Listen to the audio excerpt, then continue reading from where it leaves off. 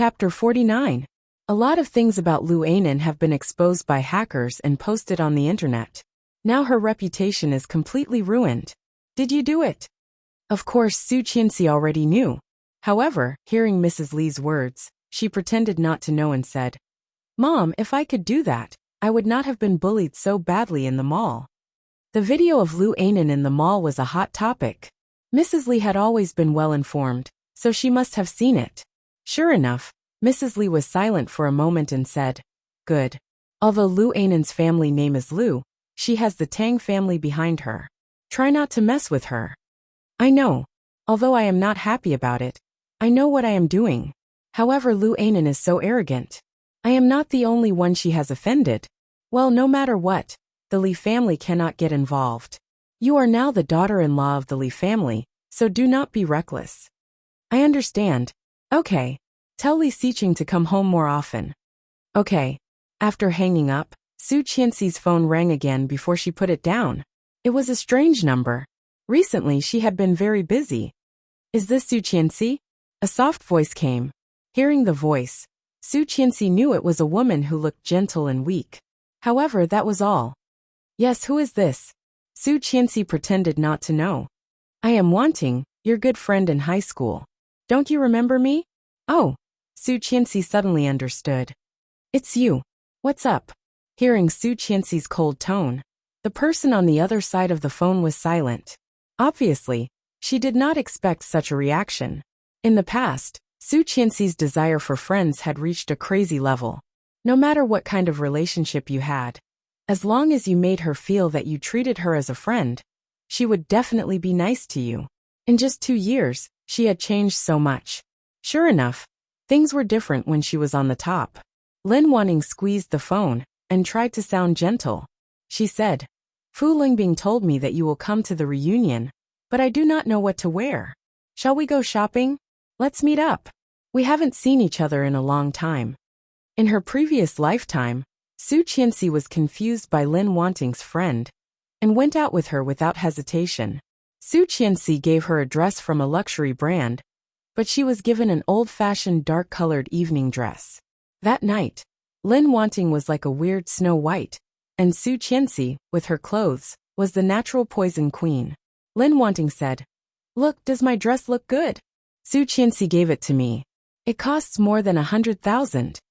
Lu Anan had already been in cahoots with her, telling everyone that Su Qianxi was a sugar baby. After all, who would have thought that a person who had nothing before would suddenly marry the national prince charming of Kingstown? Su Qianxi found it hard to defend herself. In addition, her temper was too impetuous at the time. In the case of extreme anger, she smashed things randomly and was pointed at by everyone. However, he did not know that Lu Anan and Tang Minjing had already predicted that he would end up like this. Chapter 50. Did she hate him? Of course she did. However, if she could do it all over again, she would not be tricked by these people again. Su Qianxi? Lin Wanting could not help calling out when she did not get an answer. "Sure. When?" Hearing Su Qianxi's answer, Lin Wanting was overjoyed and asked, "Let's do it today, shall we?" "Great. Let's go to Imperial Star Mall. There are more things there." "Great." Lin Wanting's eyes lit up. Imperial Star Mall was a famous luxury mall in Kingstown. Even buying a loaf of bread there would be a lot of pride. Hearing Su Qianxi's words, Lin Wanting was more than happy. Anyway, with Su Qianxi's personality, as long as Lin Wanting acted pitiful, Su Qianxi would definitely give her what she wanted, right? Lin Wanting hung up the phone happily and put on makeup before going out. When she arrived at Imperial Star Mall, it was already more than 10 minutes later. Lin Wanting stood under the trees for about 10 minutes, sweating and feeling uncomfortable. However, Su Qianxi did not call her. Lin Wanting was a bit annoyed and called Su Qianxi. "Why are you not here yet?" Su Qianxi seemed very surprised. "Now, I thought it was afternoon. I haven't gone out yet." "No way. Don't you always go out as soon as you have a date?" Lin Wanting felt that she had been tricked and was a bit angry. Su Qianxi responded slowly and said, "I have been suffering from procrastination recently. Sorry. Go find a place to sit. I will be there in 20 minutes. He impatiently walked into a coffee shop, ordered a cup of the most expensive fruit juice, and sat down to wait. Anyway, Su Qianxi, that idiot, would definitely pay for it. 20 minutes later, Su Qianxi called as expected. Feeling relieved, Lu Anan picked up the phone. Hey, I am in the coffee shop. Come on in. Coffee shop? It is too far. I will not go there. You can come directly into the mall. When Lin Wanting heard this, she was a bit anxious. But don't you want to have a drink first before going shopping? No need. Why do you want to drink? Come here quickly. I'm at the XX counter in the mall. Lin Wanting gritted her teeth and hung up the phone, paying the bill herself. The most expensive glass of juice here was equivalent to 2 or 3 days of her expenses. Su Qianxi, that be *TCH, did not even come, making her spend so much money for nothing. Forget it. I'll definitely rip her off later. When they walked in, Lin Wanting almost recognized Su Qianxi. Su Qianxi used to be beautiful and the most popular girl in high school. However, her entire temperament was that of a hooligan girl with a bit of a mischievous air. And now, Su Qianxi looked at the skincare products on the counter and smiled at the salesperson's promotion. Lin Wanting could not help but be attracted to her when she saw her from the side. The person in front of him had a transcendent temperament. She was elegant and refined. She was dressed nobly but not old-fashioned. She was full of vigor but elegant. Especially the things that she was wearing. Any one of them was worth several months of her living expenses, or even more. Originally, she did not believe it when they said that Su Qianxi married the Prince Charming of Kingstown, but now it seemed that it was almost true. Chapter 51. Su Qianxi seemed to feel her gaze and turned to look at her. Her eyes fell on Su Qianxi. However, when she saw what Lin Wanting was wearing, she frowned. He did not speak, but Lin Wanting could clearly feel his disgust for her. Lin Wanting's face suddenly became hot. She suddenly felt like an ugly duckling in front of a real white swan, and had nowhere to hide. Wanting, you're here? Su Qianxi smiled brightly, as if it was not her who had just looked at her with disdain. Lin Wanting forced a smile and said, Yes, here, try this eye cream for me. I don't know how to use it, and have never used it before. Hearing that, Lin Wanting felt a lot better. No matter how high she climbed, she would still be a chicken. It can't be. You haven't even used eye cream before? His tone seemed to be a little disgusted. Su Qianxi had expected that. Although Lin Wanting looked gentle, she was actually even more narrow-minded than Lu Anan. As long as Su Qianxi caught her, she would never let go of a chance to push Su Qianxi away. Lin Wanting walked over and took the eye cream from Su Qianxi's hand, feeling shocked. This brand of eye cream was notoriously expensive. Su Qianxi was looking at their latest product, which was even more expensive. Holding it in her hand, Su Qianxi could not hold back her love. She tried it on her hand and applied it again and again. Her actions made the salesperson frown. She reached out and took the eye cream back. She said, Miss, this eye cream is very expensive. Lin Wanting stared at the salesgirl and said, Expensive? You don't want me to try it? Su Qianxi quickly stopped her and said, Forget it. Then she looked at the salesgirl and said, Give me one. The salesgirl's attitude toward Su Qianxi was obviously much better. Okay, please wait a moment. I want one too. How dare you look down on me? Lin Wanting was a bit angry. The salesperson looked doubtful, but she still took one more and wrapped it up. Lin Wanting was just venting her anger. However, when she saw the price, she was immediately shocked. She counted in her heart 10, 100, 1,000, 10,000. An eye cream costs more than 10,000 yuan. Lin Wanting was a bit scared, but thinking that Su Qianxi was with her, she relaxed a lot and said, Su Qianxi, you pay the bill too. I don't have any cash on me right now. It doesn't matter. I also pay by card. She smiled and took out the black card that he had given her. Seeing this card, Lin Wanting felt even more upset. Back then, which aspect of Su Qianxi was better than her? It had only been 2 short years since they last met, but he had actually been left so far behind. The shop assistant took the card and quickly swiped it for her. Looking at Lin Wanting, she asked, Miss, don't tell me you didn't even bring your card? When Lin Wanting heard the salesgirl's words, her heart tightened. She gritted her teeth and sneered. Who said that? Then, she took out her credit card from her purse. Seeing the salesgirl swipe her credit card, Lin Wanting's heart was bleeding. However, an accident happened. The credit limit is not enough. Miss, do you have any other cards? Inexplicably, Lin Wanting was relieved. Forget it, it's better to lose face than to lose money. 10,000 yuan was her living expenses for 4 to 5 months. Chapter 52. That's fine. Just buy mine. Lin Wanting smiled brighter and nodded. Okay, thank you, Su Qianxi. You're welcome. We are friends. Su Qianxi smiled calmly, but her eyes darkened.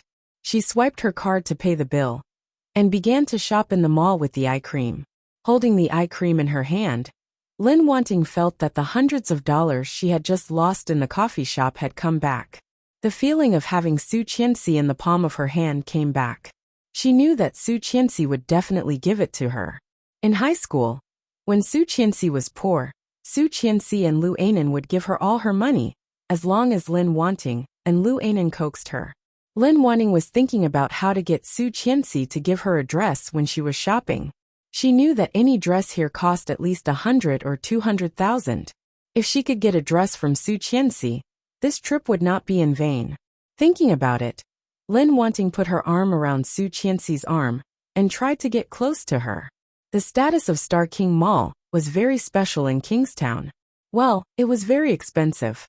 Su Qianxi knew what Lin Wanting was thinking, but she did not show it on her face. As they walked, Su Qianxi accidentally took Lin Wanting to a luxury store that Tang Minjing liked to take her to in her previous lifetime. The clothes here were not only expensive, but more importantly mature. Su Qianxi had a pile of clothes in her closet, all of which were of this brand. They were dark, elegant, mature, but also old. When Lin Wanting saw this store, the only feeling she had was that it was luxurious. Luxurious evening dresses were placed in the window. The long skirts were elegant and beautiful. So beautiful. Lin Wanting's eyes lit up. Su Qianxi saw her reaction and smiled. She had the same reaction when she first saw it. While marveling at the beauty, she did not care if the clothes were suitable for her age or temperament. She almost bought whatever Tang Minjing pointed at. Lin Wanting was exactly the same as Su Qianxi when she was young. Su Qianxi seemed to see herself in Lin Wanting. Ignorance, poverty, and temperament were incompatible with the atmosphere here. Before Su Qianxi said anything, Lin Wanting had already entered the store. When Lin Wanting walked in, the salesperson did not do anything. However, when she saw Su Qianxi, someone immediately came up to her. Lin Wanting quickly picked a beautiful black dress. It was luxurious and expensive. When she tried it on, she couldn't help but turn around in the mirror and smile brightly. Does it look good? She nodded. Yes. He looked old. She was originally 20 years old, but the clothes made her look like she was 30 years old. However, that was exactly what Su Qianxi wanted. He had caused her so much trouble in her previous life. How could she not collect some interest in this life? The salesperson behind her quickly greeted her and praised her, which made Lin Wanting happy and happy. If you like it, then buy it. Lin Wanting really likes it. This kind of texture, this kind of style. She has never seen such luxury and beauty. Before this, she did not even dare to imagine that she could wear this kind of dress. The salesperson was sharp-eyed and immediately came up to say a lot. However, when she heard the last sentence, Lin Wanting was startled. Chapter 53. 288,888? Jesus! Lin Wanting had never seen so much money in her life. The price of this dress was probably more than what she had spent over the years. What should she do? She liked it so much. Lin Wanting looked at Su Qianxi, who had been silent and smiling, and asked, Su Qianxi, do you think it looks good? Not bad. Then should we buy it? If you like it then. It's not expensive, only about 200,000 yuan. Su Qianxi curled her lips, as if 200,000 yuan was nothing. For her, it was indeed not expensive. To show her respect, the Su family had given her a lot of jewelry, clothes, and real estate as her dowry, which was worth nearly 10 million yuan. Together with the red envelopes given by the elders of the Li family, all the money went into her own pocket. Not to mention that, The card Li Xiqing had given her was enough for her to spend for a long time. In her previous lifetime, she had been tricked by Tang Minjing into investing and lost tens of millions of yuan. Thinking of that, Su Qianxi's eyes became cold. Lin Wanting felt a bit awkward and said, I did not bring that much money when I left today. You can also pay by credit card here. The salesgirl kindly reminded Su Qianxi in a weird tone. Yes, please. Su Qianxi pretended that she did not understand. Lin Wanting became even more anxious and pinched the skirt. But the salesgirl slapped her hand away and said, Don't do that. You can easily cause problems. This material is very expensive. The salesgirl's words made Lin Wanting feel even more embarrassed. Although she liked to take advantage of others, she was not as thick-skinned as Lu Ainan. Hearing the salesgirl's obvious sarcasm, she immediately blushed. Su Qianxi, how about you give it to me as a gift? It's only 200,000 yuan. Your husband is Li Xiqing, and you are not short of money, right? Mrs. Li? Hearing Lin Wanting's words, the salesgirl's eyes lit up and she said, I was wondering why she looked so familiar. It turns out that you are Mrs. Li. Yes, I also feel familiar. I did not expect you to look so much better in person. That was exactly what Lin Wanting wanted. After all, Li Xiqing was also a famous person. No matter what, Su Qianxi could not refuse him. Otherwise, if she ended up being stingy, not only would she lose face, but also Li Xiqing's. Lin Wanting looked at Su Qianxi and smiled. Su Qianxi, how are you? Su Qianxi frowned and said, So it was you who asked me out. He didn't need to say what he was going to say next. Anyone with a brain could imagine what he was going to say next. One of the salespeople sneered. No wonder Mrs. Li was taken for a fool. Lin Wanting hated this kind of words the most, so she angrily said, What nonsense are you talking about? It's fine, it's fine. It's just a dress. She quickly waved her hand. Although she said so, the expression on her face was a bit disappointed and aggrieved. Chapter 54. That sounded harsh, but it was true. Just by looking at her temperament, people could tell that she was not on the same level as Su Qianxi. Now she was asking for a dress worth more than 200,000 yuan. What else could it be other than ripping off a fat sheep? Lin Wanting's face changed again and again. Although she thought so in her heart, the feeling of being exposed in public was absolutely not good. Looking up at Su Qianxi, Lin Wanting hurriedly said, Su Qianxi, don't believe them. I definitely did not mean that. It's just that you used to give me things, right? You used to give them to me, but now I am asking for them. It means something different, right? Su Qianxi glanced at her, and Lin Wanting suddenly felt a chill down her spine. Cold and piercing. This is... Su Qianxi? Lin Wanting froze on the spot, looking at this old classmate in front of her. Oh, isn't this my old classmate? What a coincidence. A loud voice pulled Lin Wanting back. Everyone looked in the direction of the voice, and saw a bright and beautiful figure in red walking in. The high-profile woman took off her sunglasses and glanced at Su Qianxi. The rumor is true. Su Qianxi, do you remember me? You Lily. Lin Wanting couldn't believe it. Why are you here? Miss you. Hello, miss you. The salespeople greeted her one by one. Yu Lily put down her sunglasses and squinted at Lin Wanting contemptuously. I am a shareholder here. Why can't I be here? Shareholder? Her? Lin Wanting's eyes almost popped out. She looked at the red luxurious dress, accessories, and shoes. All of them were the latest luxury items of the season. How could this be? Yu Lily used to be just like Su Qianxi. Poor miserable. How could all of them suddenly turn over a new leaf? Yu Lily's beautiful peach blossom eyes curled up, and her lips curled into a bright smile as she asked, What's going on? A salesperson quickly explained the whole story to Yu Lily, and then looked at Lin Wanting. Miss, are you going to buy this dress or not? This dress is very expensive. If you don't want to buy it, take it off and put it back. Lin Wanting's face was burning. She clenched her fists and roared. How do you know I won't buy it? Is this how you treat your customers? That's right. It's not right for you to do this.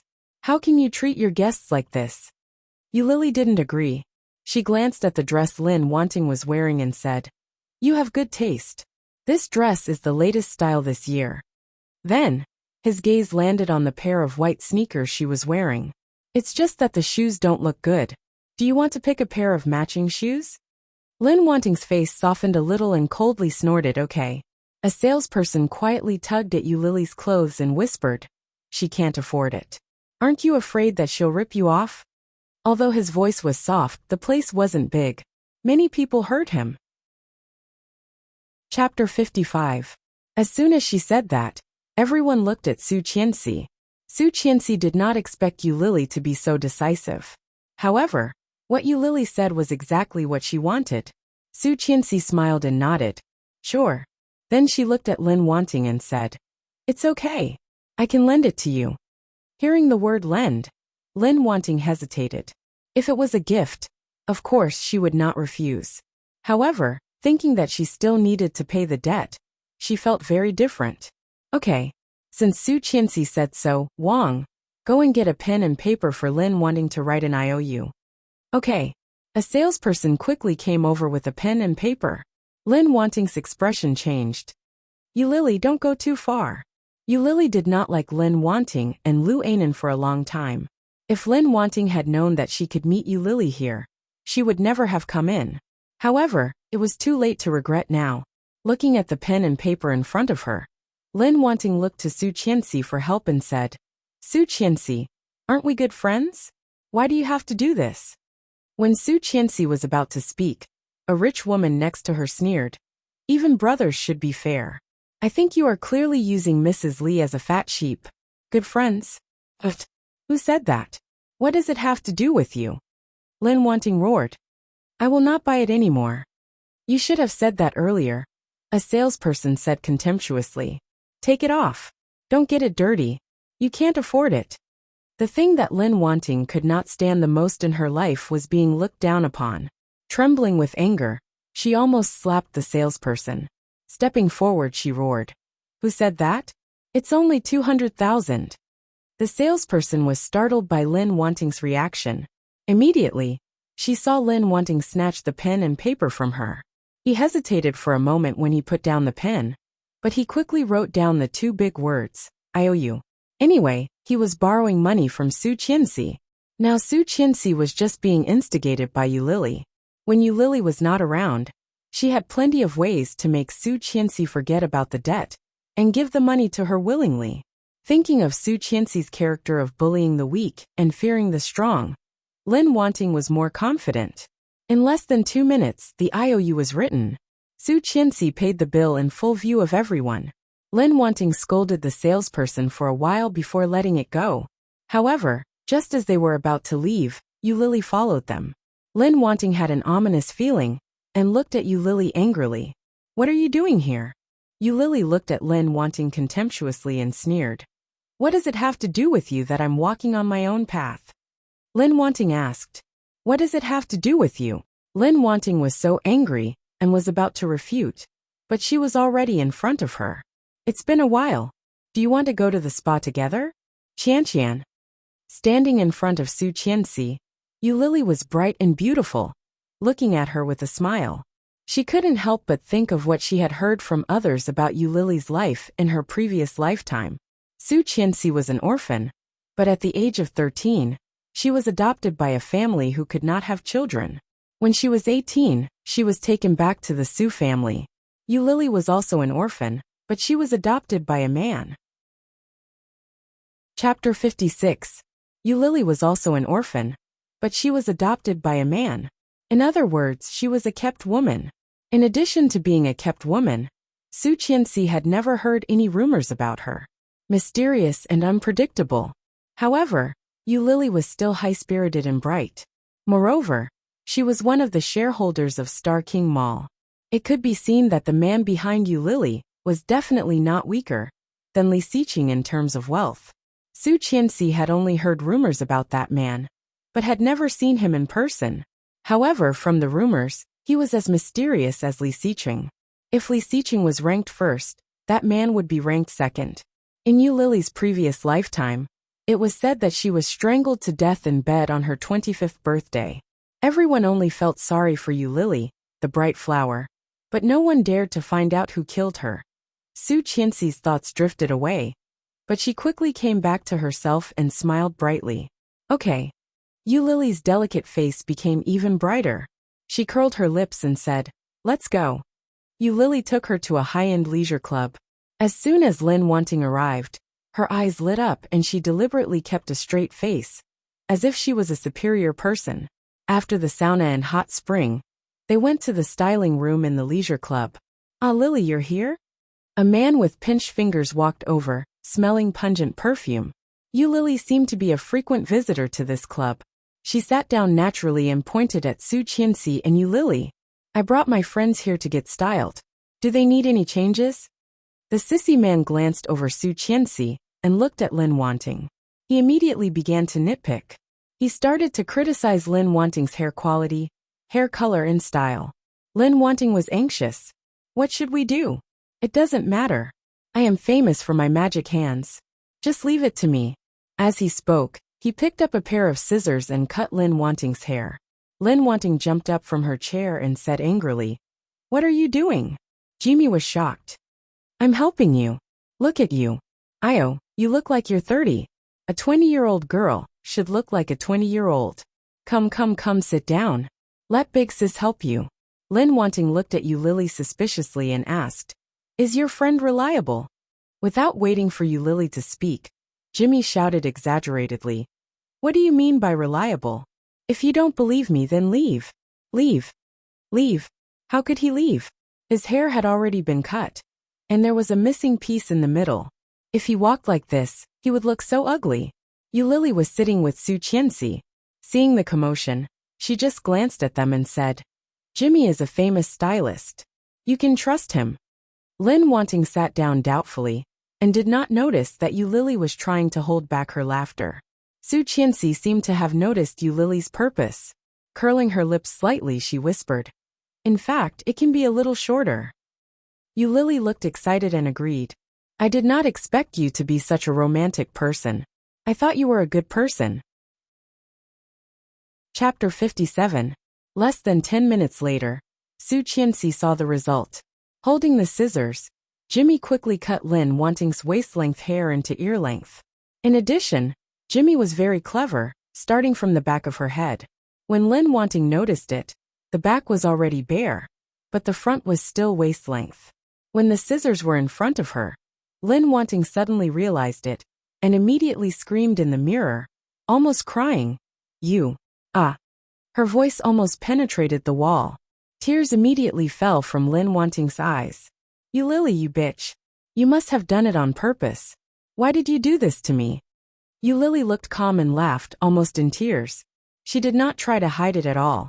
God's sins can be forgiven, but self-inflicted sins cannot be forgiven. Don't you like to take advantage of others? Jimmy is a famous stylist in Kingstown.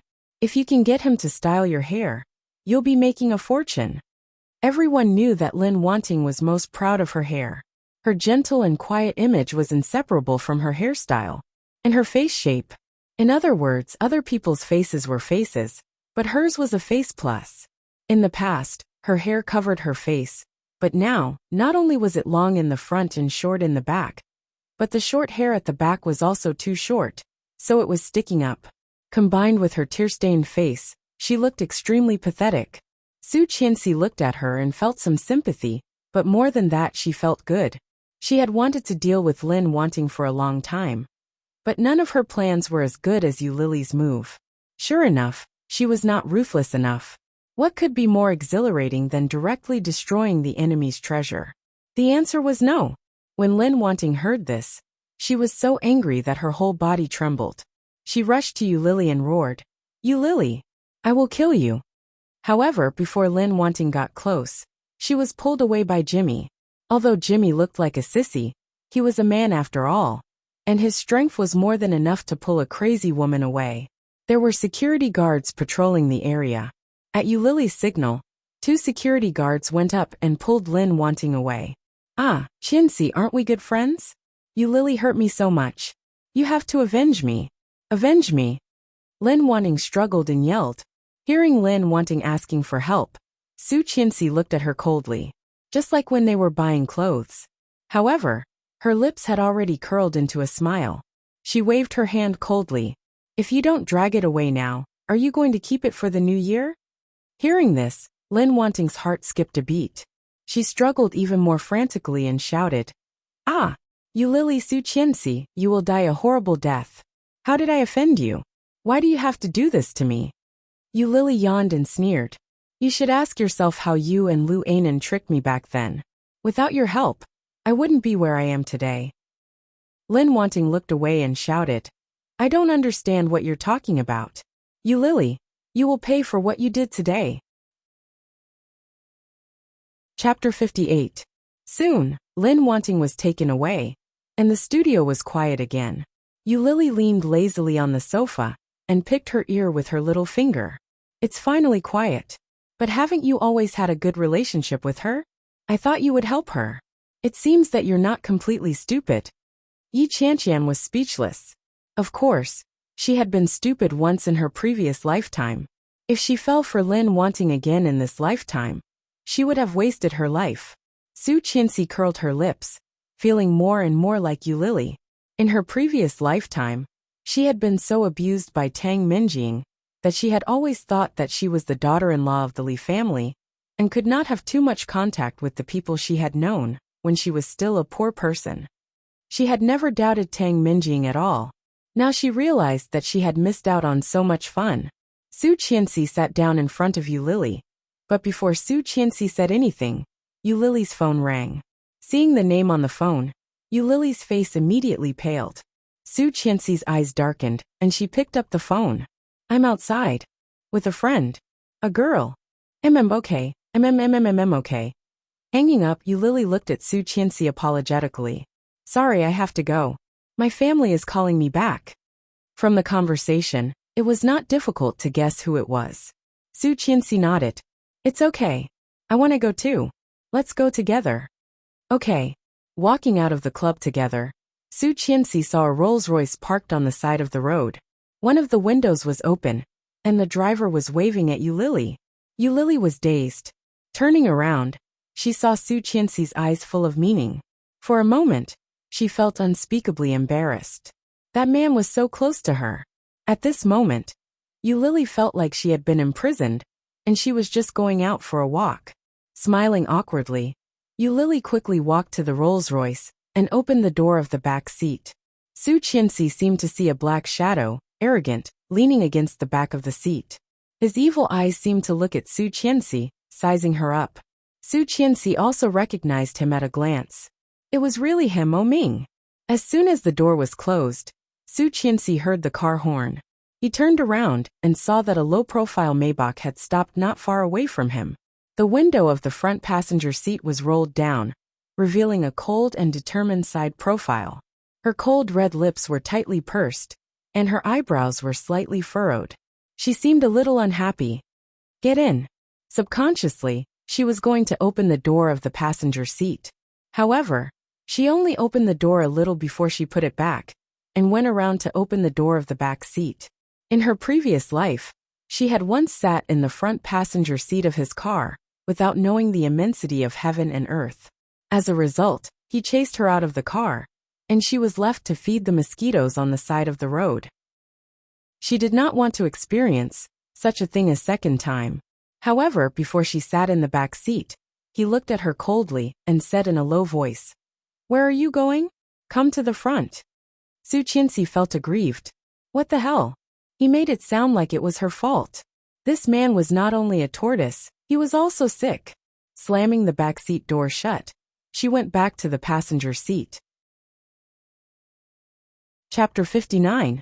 Seeing him driving, Su Qianxi had some understanding of his itinerary.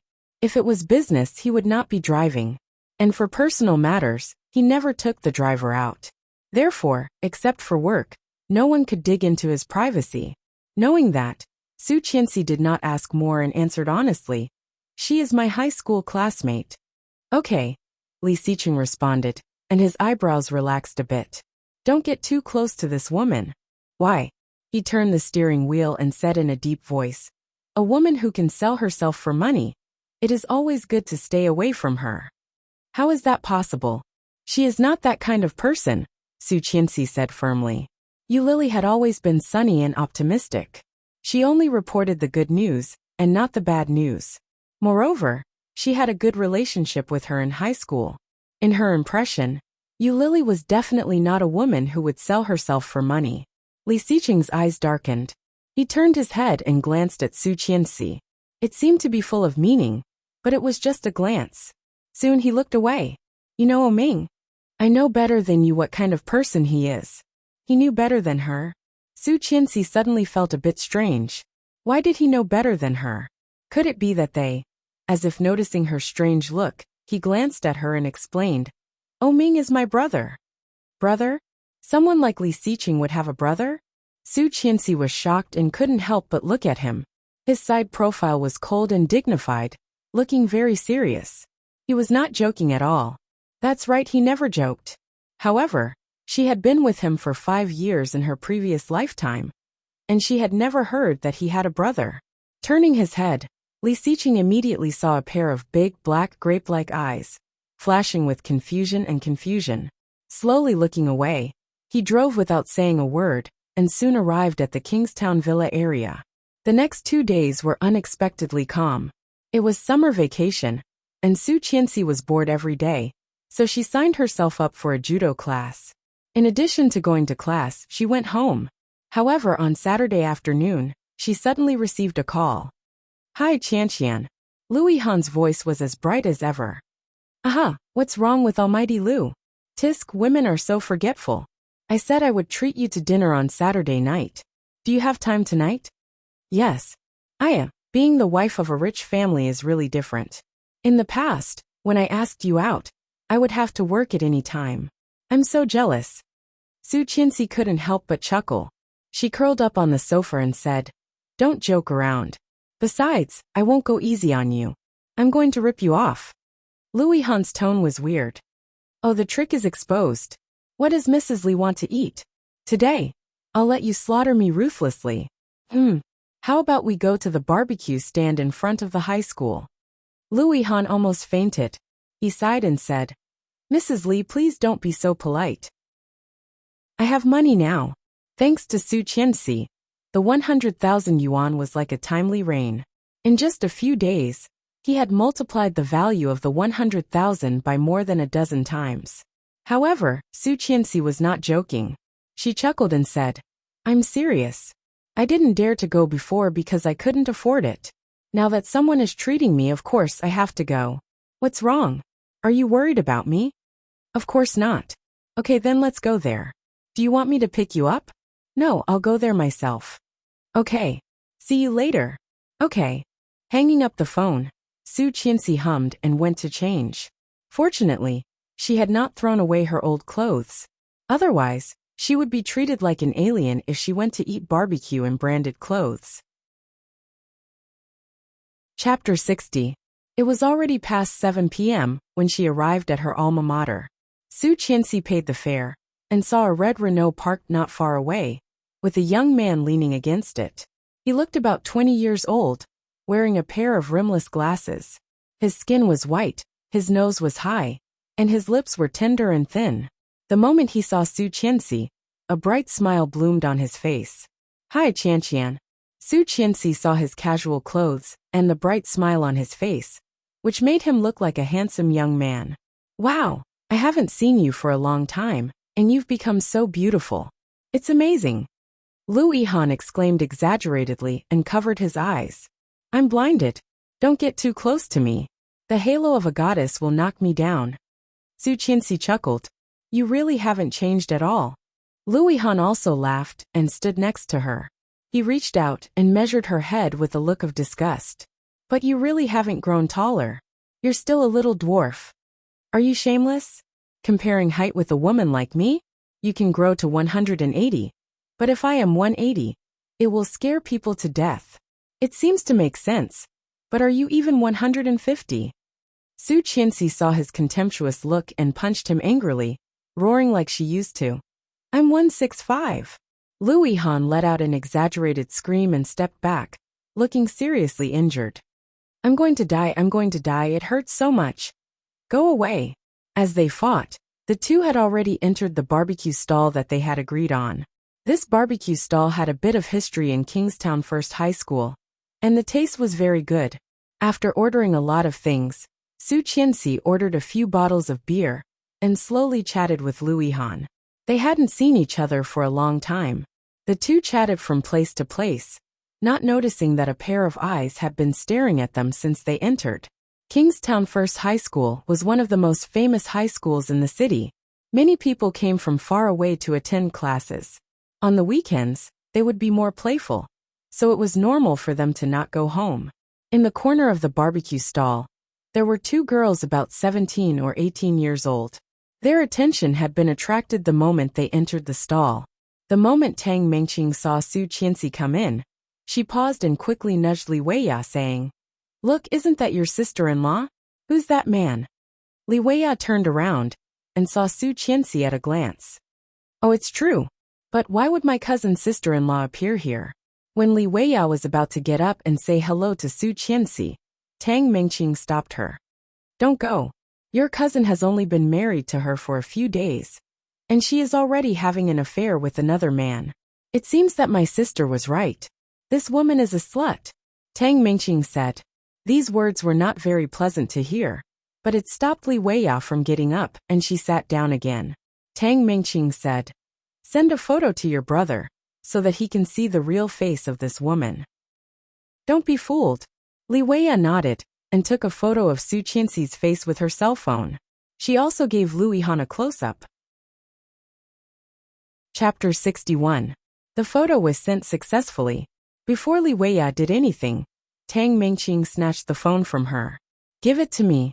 I'll help you." Tang Mengqing's fingers quickly typed on the phone.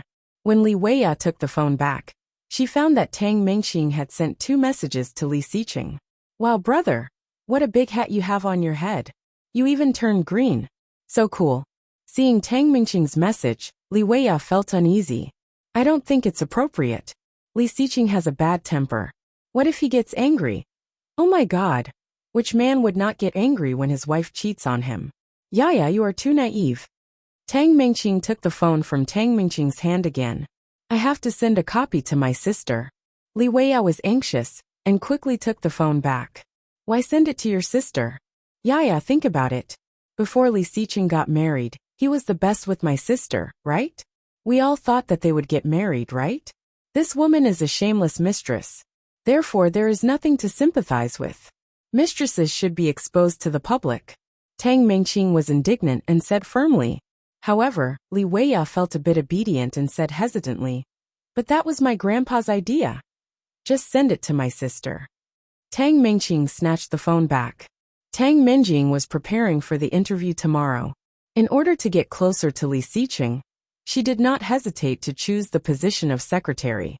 Before this, he had already told Auntie Li that as long as he went through the interview the next day, he would be able to enter the company immediately. Just then, she received a WeChat message from Li Weiya. Clicking it open, Tang Mengqing immediately perked up. In the photo, the woman was smiling brightly, and the man sitting across from her was wearing a pair of rimless glasses, looking gentle and sunny. Especially his fair skin. Tang Mengqing could tell that he was a gigolo. When he saw this photo, the tension in his heart for the past 2 days suddenly relaxed. Unable to hold back, she laughed out loud in her room. When Mrs. Tang passed by her daughter's room, she happened to hear her daughter's laughter. "What is so funny? Mom, come take a look at this." As he spoke, he handed the phone over. When Mrs. Tang saw this, her eyes lit up. She laughed happily as if she had come back to life. "This be *tch. I was worried that I wouldn't have a chance to skin her alive. I didn't expect that she would come to me like this. I will make her infamous. Hurry up and send it to me. I'll go show that old man of the Li family tomorrow, and let him see what kind of person his granddaughter-in-law is." Tang Mengqing, on the other hand, was much calmer. With a smile on her lips, she had a calculating look in her eyes. "Don't worry. It's not easy to get such a good material. How can I not take the opportunity to screw this woman? Annen's affairs must have something to do with her. I want to avenge the new hatred and the old hatred together. What do you want to do?" Mrs. Tang was excited. Thinking that the little bitch might be abandoned by the Li family because of this, she felt very happy. Tang Mengqing sneered. "Instead of making her infamous, Why not ruin her reputation? We can do this. Chapter 62. Li Xiqing was in a video conference in the study. When he saw the WeChat message, it was already more than half an hour later. Seeing this photo, Li Xiqing's eyes suddenly tightened, and the atmosphere in the study quickly became dangerous. His face was already cold, and at this moment, it was even more difficult to soften. In front of him, he seemed to see a pair of black eyes that were as scared as a deer, so pure and so evasive. However, he did not expect that she did not let him touch her, just because the person who touched her was Li Xiqing. Ha! Good, very good. Picking up his phone, he directly dialed the string of numbers that had just been added to his contact list less than 2 days ago, the one at home. However, at this moment, the more he looked at it, the more annoyed he was. The originally simple 5 words seemed to be full of sarcasm at this moment. Su Qianxi ate skewers and drank beer, feeling a rare feeling of release. Chatting with Lu Yihan made her feel more relaxed than ever. Compared with being careful when she was with Li Xiqing, Lu Yihan was more like her close friend, unrestrained and did not need to beat around the bush. Su Qianxi was so happy that she felt like she was about to fly. In her previous life, she had been abiding by the teachings of the Li family and the rules of a rich family. But only after she died once did she realize that to hell with the rules and etiquette. Nothing was more important than being happy. However, at this time her phone rang. She picked up the phone and saw it was Li Xiqing. If she remembered correctly, this was the first time he had called her since they got married. Hello. Where are you? I am outside. What are you doing? Dinner. What friend? Su Qianxi felt something was wrong. Although Li Xiqing usually spoke with no warmth, he was not as aggressive as now. It seemed that he was a bit angry. What was he doing? Checking up on me? However, after thinking about it, she still said, "Good friend." Li Xiqing, who was far away in the house, heard that and his eyes became colder. Good friend? Male or female? What? Don't dare to say it. Li Xiqing's voice was slightly sarcastic. He's a guy, just a high school classmate. She did not understand why she had to explain, but she still felt at ease. She had nothing to do with Lu Yihan, so she was not afraid to tell him. However, a low chuckle came from the other side. Extremely low, extremely cold. Why didn't you choose a smarter place to meet another man in private? Kingstown First High School? Su Qianxi's heart skipped a beat, and she quickly looked around. Seeing her reaction, Li Weiya immediately lowered her head guiltily and ate the skewers in silence. However, she still saw it. Tang Mengqing was not afraid at all. She looked at Su Qianxi provocatively. That's what we said. What do you think? Seeing her like that, it was not hard to guess who she had received a call from. Chapter 63. Tang Mengqing, Tang Minjing's younger sister. Su Qianxi did not hang up, so Li Xiqing heard Tang Mingqing's words. The temperature in the study plummeted. No man could accept his wife treating him like this. Not to mention a man like Li Xiqing. Because they were already married, he had slowly distanced himself from Tang Minjing in order to maintain the marriage. Although it was only for Grandpa's sake, still he had shown his sincerity. However, he did not expect that this woman was dating another man so openly. After hanging up, Li Xiqing called Yang and said, "Go to Kingstown First High School and pick up your wife." Yang had just finished showering and was about to go to bed with his wife. While they were having sex, he suddenly received such a call. His anger was immediately extinguished by the coldness in his words. "Yes, sir." Su Qianxi looked at the girl in front of her and suddenly laughed. Confused, Tang Mingqing suddenly felt goosebumps all over her body. Looking at Su Qianxi, she stammered, "What? What are you laughing at? Do all the Tang family members like to meddle in other people's business? Indeed, there is a difference in manners." Although Tang Mingqing was only 17, she was not stupid at all. Su Qianxi was obviously scolding him for his poor upbringing. Trembling with anger, Tang Mingqing said, "What are you talking about, Su Qianxi? You are the one who is cheating." Cheating? Su Qianxi arched an eyebrow. Do you know what cheating looks like? Su Qianxi's voice was unexpectedly deep, with an indescribable sense of danger. This feeling was exactly the same as when she was facing Li Xiqing. Frightened, Tang Mengqing took a step back. It was not because Su Qianxi looked fierce at the moment, but because of her aura and the look in her eyes. As a 17-year-old girl, Tang Mengqing could not handle that. So scary.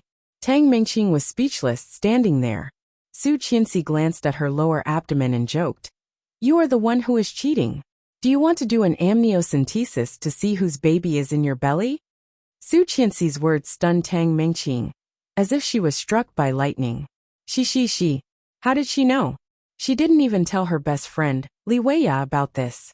The only person he had ever told was his sister. In addition, Tang Minjing had agreed to take her to have an abortion tomorrow. Did Tang Minjing tell her? Tang Mingqing's face had turned pale. Hearing Su Qianxi's words, her brain was in a mess. She retorted, What are you talking about? How could I be pregnant with someone else's child? So, you are really pregnant? Li Weiya covered her mouth in disbelief. Lu Yihan did not speak from beginning to end. Hearing this, he laughed. Little girls nowadays really know how to play. Does your family know that you're so open? However, he wasn't sure if her family knew about it. But he could guarantee that before tomorrow, this little girl's reputation would be completely ruined. Chapter 64. Tang Mengqing was dumbfounded, realizing that she had spilled the beans. Her face was as pale as a sheet of white paper. After all, she was just a teenage girl. No matter how powerful her mother and sister were, they were still young. Under Su Qianxi's aura, Tang Mengqing was overwhelmed. Hearing Li Weiya's words, Tang Mengqing quickly explained, "How is that possible? Don't listen to her." "I didn't." However, although Li Weiya was innocent, she was not stupid at all. What Tang Mengqing had said was a silent admission. Now her explanation could no longer be trusted at all. Seeing her friend's obvious disbelief, Tang Mengqing felt too embarrassed to stay. She gave Su Qianxi a hard look and ran away with tears in her eyes. Li Weiya looked at Su Qianxi apologetically and quickly chased after Tang Mengqing. "Hey, you have not paid yet." The owner of the barbecue stand caught up and yelled, "Let me take you back.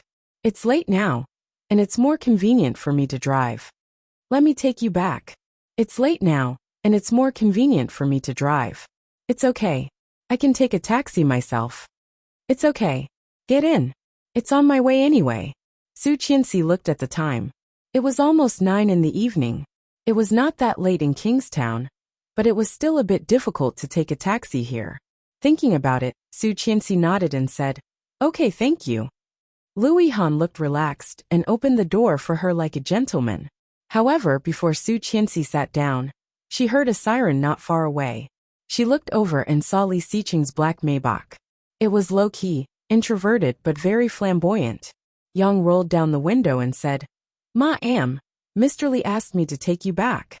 Su Qianxi frowned and asked, "He asked you to come?" "Yes, ma'am." Hearing the affirmative answer, Su Qianxi felt even more strange. Since when did Li Xiqing care about her so much? In her previous lifetime, he would have wanted her dead. He would not have cared where she was, or sent someone to pick her up. In this life there were too many different things. Thinking of that, she did not refuse, and looked at Lu Yihan apologetically. "You go back. I will let Yang take me back." "All right." Lu Yihan was a bit worried. Thinking of the rumors about Li Xiqing's dictatorship, he said, "But it should be okay, right?"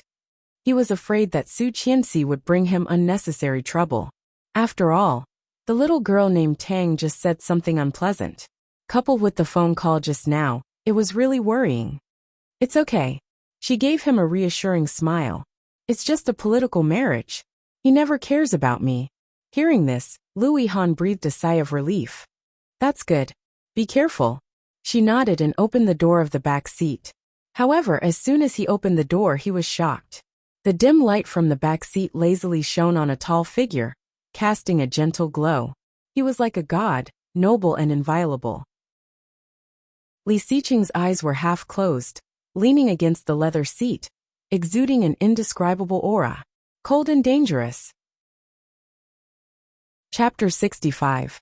Caught off guard, Su Qianxi was pulled forward. She exclaimed and threw herself under the back seat of the car. Her hand hit the top of the car hard, and then under her body. Su Qianxi almost fell into a strong chest, and her palms felt a burning heat. Subconsciously grabbing it, she was surprised to find that it felt good, soft and fleshy. No, something was wrong. It was getting harder and harder. Her heart skipped a beat, and she suddenly realized what it was. She quickly let go and looked up. As soon as he looked up, he found himself in the deep night lake. Cold. It was cold enough to penetrate the bones, but there was a bit of fire in it. The fire seemed to be angry and lustful. It was hard to explain, but it made Su Qianxi feel a sense of crisis. This man was so scary. Su Qianxi's heart suddenly raced.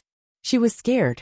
She subconsciously wanted to get up, but before she could straighten her body, a strong and sturdy arm tightly wrapped around her waist. Looking up, her heart suddenly tightened. His eyes were extremely cold and filled with a strong sense of distrust. This feeling was exactly the same as after the fire in her previous lifetime, when she was disfigured and tried to explain that she did not set the fire. But today, compared to the indifference from before, there was more anger and lust. He looked into her eyes and pinched her chin. No. She felt a sharp pain in her chin, and she subconsciously exclaimed with fear in her voice. Lu Yihan was shocked to see Su Qianxi fall, and quickly ran over. As soon as she got closer, she heard her scream. Her heart skipped a beat in fright. However, before he could even touch her clothes, the backseat door was slammed shut. Then the low-key luxurious black Maybach drove away. Asshole, this guy won't hit a woman, will he? F***ck. Is he still a man? It's disgusting. Lu Yihan cursed in a low voice and quickly drove to catch up. It was summer, but Su Qianxi felt very cold. It was so cold that she was trembling. So cold that she was trembling. Holding her chin, Li Xiqing felt the subtle movement of her body. His eyes seemed to be stained with ink, so dark and thick. Are you afraid of me? Hearing his question, the little hands on his body silently clenched into fists. Afraid? How could he not be afraid? She had seen him like this more than once in her previous lifetime. He was angry. Seeing she did not speak, Li Xiqing tightened his arms. Su Qianxi frowned in pain, but she clearly felt the warmth in front of her. If you're scared of me, why did you make me a cuckold? I didn't. She shook her head, but the pain in her chin was even worse. He is just my classmate. Li Xiqing's eyes darkened. Looking down, he glanced at her breasts that were pressed against his chest. Her deep cleavage, fair and tender, rose and fell along with her breathing. One look was enough to drive anyone crazy. Wearing a low-cut dress to meet a classmate? Su Qianxi felt insulted and struggled to get up, but he pressed her even harder, and pressed her against him. Chapter 66. His rapid breathing was particularly conspicuous in the silent backseat of the car. Su Qianxi's heart was racing. The hard part on her lower abdomen became more and more obvious, and her struggling movements completely quietened down. Panicked and frightened, she looked at him pleadingly. Their eyes met. She was embarrassed and scared, but he was calm. Just like usual, it was as if the arrogant man wasn't her. The back seat of the car was filled with a charming atmosphere. Although they did not do anything, Yang felt his face was burning. The president was so fierce. Well, sir, there is a red Renault following us. It has been following us for a few blocks. Li Xiqing narrowed his eyes and said quietly, slow down. What? Yang thought he had heard it wrong. Let him catch up. Doesn't he want to see what I will do to this woman? Then let's see. Su Qianxi felt a bit uneasy and wanted to dodge. However, Li Xiqing reacted faster. Clamping her chin, he lowered his head and kissed her lips. Su Qianxi was scared. His actions were domineering and rough, without any gentleness. Tongues of flame wantonly plunged in and plundered wildly. His arms were itching to crush her to pieces. He was so forceful, so barbaric. Su Qianxi tried to escape, but he clamped her even harder. Li Xiqing noticed her naughtiness, so he simply lifted her up and made her sit on him. His posture was wild. Su Qianxi's breathing was rapid and messy. When he finally let her go, she tried to break free with her hands and feet. However, the strength of a man and a woman was so different. Li Xiqing held her waist with one hand and grabbed her thigh with the other, pressing her down. Su Qianxi's body was pressed down hard, and the hard part was facing her. Despite the clothes, the heat still made her blush, and she struggled even harder. Li Xiqing directly pressed her down and rubbed his head against hers, saying hoarsely, "If you move again, I will *CK you right here." Yang did not dare to look, but when he heard that, he couldn't help blushing. He silently raised the partition in the middle and looked straight ahead. Confucius once said, "See no evil, hear no evil." Su Qianxi was so scared that she suddenly stopped moving. The heat there was getting hotter and hotter, making her feel extremely uncomfortable. Didn't you hate me?" She gritted her teeth and did not say anything in the end. However, in Li Xiqing's ears it meant a lot. In fact, there were a lot of them. What was he not? Not a man? Not her lover? Or was it not that gigolo? Seeing the red Renault that was about to approach, Li Xiqing's eyes became muddy. His chest was burning with rage. He turned over and pushed her. She let out a yelp, and when she realized what had happened, she was already on the leather seat. The sound of skin rubbing against real leather stimulated his wolf instincts that had been buried for years. He lowered his head and bit down on her neck. No, Su Qianxi exclaimed and swallowed the rest of the word. Despite the partition, the screams could still be heard. Yang clamped his legs together when he heard this. Oh my, he was having sex on the road. Chapter 67. Lu Yihan drove the car, trying to catch up, but he could not keep up. However, the Maybach in front of him suddenly began to slow down. Lu Yihan hurried forward and soon caught up with them. However, there was a sticker on the window, so he could not see anything from where he was. Lu Yihan couldn't help thinking of Su Qianxi's scream and the terrible rumors. It was said that Li Xiqing was not interested in women and had a strange temper. It was said that Li Xiqing was a psychopath. He never cares about me. Su Qianxi's words rang in his head, and Lu Yihan suddenly felt very uncomfortable. Was Su Qianxi's marriage just a marriage of convenience? And Li Xiqing looked tall and strong, but he was actually gay? Lu Yihan was frightened by his own imagination, and his heart was filled with infinite bitterness. Hence, he stepped on the gas pedal to the maximum and drove straight up to the front of the Maybach. Su Qianxi struggled and resisted, but the man on top of her was completely unmoved. Li Xiqing became more and more powerful, and his anger became more and more intense. His big hand pulled hard, and the sound of clothes tearing came. Su Qianxi could not hold back her tears anymore. Horrible. She had never seen Li Xiqing like this. In the past, he could throw her out of the car to feed the mosquitoes, question her for Tang Minjing, and even make out with her to show grandpa. However, after that, he hated her like a virus. However, it was the first time in her 2 lifetimes that he had treated her like this. Why? Did he really believe Tang Minjing's words and wanted to verify it? Tasting Su Qianxi's tears, Li Xiqing was even more reminded of the green hat on his head. Before the wedding, she pretended to be crazy, and on the wedding night, she was passionate. However, after that she treated him like a wild animal. He should have thought of it. Even though she had given her first time to him, her heart was filled with another man. At this moment, all Li Xiqing could think of was to destroy her. Scared, Li Xiqing paused and looked down at the little woman who was shivering under him. Afraid, Su Qianxi answered silently in her heart, but she could not make any sound. Her bright black eyes were full of fear, with a little grievance and a trace of vulnerability. His eyes were like rolling waves, and his burning desire was constantly rising. Inside the carriage, the sound of rapid breathing was especially ear-piercing. Su Qianxi's heart was beating fast, and her hand holding his clothes tightened. Just when she thought he was going to do something, the car stopped abruptly. He leaned forward and fell down. Su Qianxi was caught off guard and exclaimed, "Just now, no matter how crazy Li Xiqing was, there was always a little distance between them. But with this break, they were stuck together tightly. 2 burning hot bodies were tightly entangled."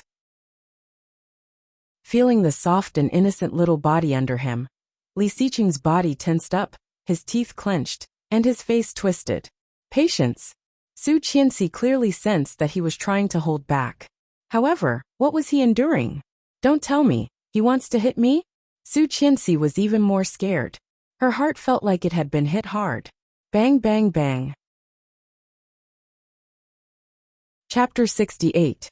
The window was rolled down, and a gust of hot air blew in his face. Lu Yihan immediately saw the elegant man leaning in the back seat of the car. His body was slightly tilted, and his clothes were messy. His slightly curly short hair was slightly curled, but it did not look messy. Instead, it looked ambiguous. Li Xiqing slowly turned his head. His cold eyes like those of a cheetah, sharp and deep. Vaguely, Lu Yihan seemed to see some mockery in those cold eyes. Although he did not say a word, it was enough to make people feel a sense of oppression. Cold and dangerous. Looking inside, he only had time to see Su Qianxi's messy clothes and blushing cheeks before his eyes were covered. Lu Yihan did not expect to see such a scene. Although it was just a glimpse, it was not difficult to imagine what was going on in the car. Blushing slightly, Lu Yihan's worried heart was relieved. It turned out that she was not abused. However, at the same time he was a bit depressed. It was a pity that she was not abused. Lu Yihan felt a bit conflicted. Slapping Li Xiqing's hand away, he said, "Are you Qianqian's husband?" "Qianqian? So affectionate." Li Xiqing's eyes suddenly became cold. Lu Yihan only felt a shiver, and a chill spread from his feet to his whole body. This man was indeed as scary as the rumors said. "What's up?" His voice was low and cold, with an obvious alienation. "She and I are just classmates. We haven't seen each other for a long time, so we just had dinner together. Don't get me wrong." Lu Yihan explained, but thinking that it might not be enough, he added, "Aren't you very good? You can check it out. We have never seen each other before." "Yihan, you go back first." Su Qianxi's voice came from the back seat, a bit low and husky. However, Lu Yihan's sight was completely blocked by Li Xiqing, and he could not see her at all. Vaguely, Lu Yihan felt something was wrong, but he could not describe the feeling at all. She seemed to be not willing? Lu Yihan was shocked by his own thought, frowning and asking, "Qianqian, are you okay? It seems that you really want to participate in our emotional exchange." Emotional exchange. Lu Yihan blushed again, quickly stepped back and said, "No, hands." Li Xiqing glanced at Lu Yihan's hand on the window. Lu Yihan felt like he had been struck by lightning, and quickly retracted his hand. The window was rolled up again. Lu Yihan looked at the black Maybach driving away, and felt a sense of emptiness in his heart. She left, her husband took her away. Returning to the villa, Su Qianxi was almost carried out of the car. Li Xiqing's strength was amazing, but it was obvious that his movements were much gentler than when he was in the car. Her wrist was hurting, and her heart was pounding. She had to trot to keep up with him. As soon as he came in, he threw her onto the sofa, and threw a cell phone at her. Su Qianxi sat down, and took the phone that had been thrown aside with some surprise. At a glance she saw her back, and Lu Yihan's profile. The angle of the photo was very ingenious. From this angle, it looked like they were kissing. "I didn't." She panicked. No wonder he was so angry. Chapter 69. He gave her a deep look, and reached out to straighten his messy clothes. His face was so cold that Su Qianxi did not notice the arrogance under his clothes. At this moment, following his movement, Su Qianxi's eyes naturally moved down. Her face that had finally calmed down suddenly blushed. Suddenly standing up, she put the phone on the sofa, and stepped back to keep a distance from him. "I did not. I would not do such a thing." She was avoiding him. Was she afraid that he would touch her? Li Xiqing easily sensed her purpose, and his cold eyes became a bit angry. He took a big step forward and grabbed her arm. His anger was monstrous. Su Qianxi did not dare to look at his piercing eyes and looked away. Li Xiqing stared at her as if asking, "You did not do such a thing. Why are you avoiding me?" However, before Su Qianxi said anything, he let go of her hand and said, "Dirty." Then he turned around and strode to the second floor. Su Qianxi's heart ached, as if she had been cut by a knife. The pain made her short of breath. "Dirty?" He said she was dirty. She clearly did not do anything. Returning to her room, Su Qianxi saw the broken woman in the mirror, and immediately felt wronged, clenching her fists. He always used the most lofty attitude to give her the most unbearable humiliation and blow. After the shower, Su Qianxi changed her clothes, and took out the contract with Sheng Ximing's private seal and the firm's official seal from the bedside drawer. It seemed that it was time to tell her the truth. Li Xiqing had never lost control like today. Even he could not explain it clearly. He had never touched a woman before. Even if Tang Minjing was naked in front of him, he would not feel anything. Why did he have a reaction to such a woman? There was a voice in his heart screaming, "Want her, want her." However, thinking of that disgusting photo, he could not bring himself to do it. Dirty, so dirty. Thinking that this woman might have been with another man, Li Xiqing couldn't help feeling disgusted. After taking a cold shower and calming down a lot, he came out of the bathroom. As soon as he opened the bathroom door, he saw a delicate figure sitting on his bed. Her side profile was gentle and beautiful. The warm yellow light shone on her face, making it seem as if she was exuding an indescribable holy light. Noticing the movement behind her, she turned around and looked over. Her facial features were exquisite, and her eyes were slightly swollen from crying. However, she didn't know that this inadvertent turn of her head had inexplicably ignited the fire that the man had suppressed with great difficulty. Li Xiqing grimaced and clenched his fists. His bulging veins looked a little scary. Su Qianxi's heart skipped a beat, and she began to retreat. It was this feeling again. He was enduring it again. Did he really want to hit her? Li Xiqing was only wrapped in a towel. His well-defined muscles were slowly dripping water as he walked toward her. Chapter 70.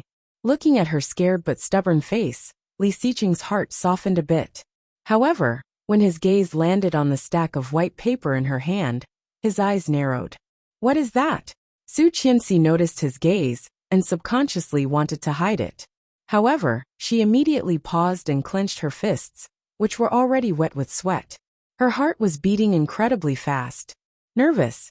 Li Xiqing's temper was so bad. If she really told him, he would definitely get angry. Would he strangle her to death? However, at this moment, she urgently needed this thing to protect herself. Otherwise, if what happened today happened a few more times, she would be scared to death. Thinking again and again, she still took out the contract and said, "I think we need to talk." Glancing at his almost perfect body, she stood up and said quickly, "You put on your clothes first. I will wait for you in the living room." Before Li Xiqing had time to speak, she had already escaped. Looking at her back, Li Xiqing actually felt a bit cute. Feeling inexplicably relaxed, he quickly changed into pajamas and went downstairs. When Li Xiqing went downstairs, he found that Su Qianxi was inexplicably nervous and restless. Seeing him coming down, she immediately stood up. Seeing this, Li Xiqing's eyes softened a bit. This woman, how could she be so timid? Thinking of the times she saw him since they got married, it was not an exaggeration to say that she saw a ghost. Although he did not know why she was so afraid of him, she was really afraid and not pretending. Such a woman, he had almost believed the lie that she would cheat on him. Thinking of his rudeness, Li Xiqing softened his voice and said, "What is it?" Hearing his voice, Su Qianxi timidly looked up at his eyes. She found that his mood was much calmer than before. Swallowing, she then sat down, picked up the pen she had prepared, spread out the contract, and handed it over. Seeing the 4 words, Li Xiqing's eyes paused for 1 second. 2 seconds. Su Qianxi keenly found that his eyes were more dangerous than before. He clearly didn't have any expression on his face, but the surrounding temperature seemed to have dropped all of a sudden. It was so threatening, so bone-piercing. Su Qianxi was almost out of breath.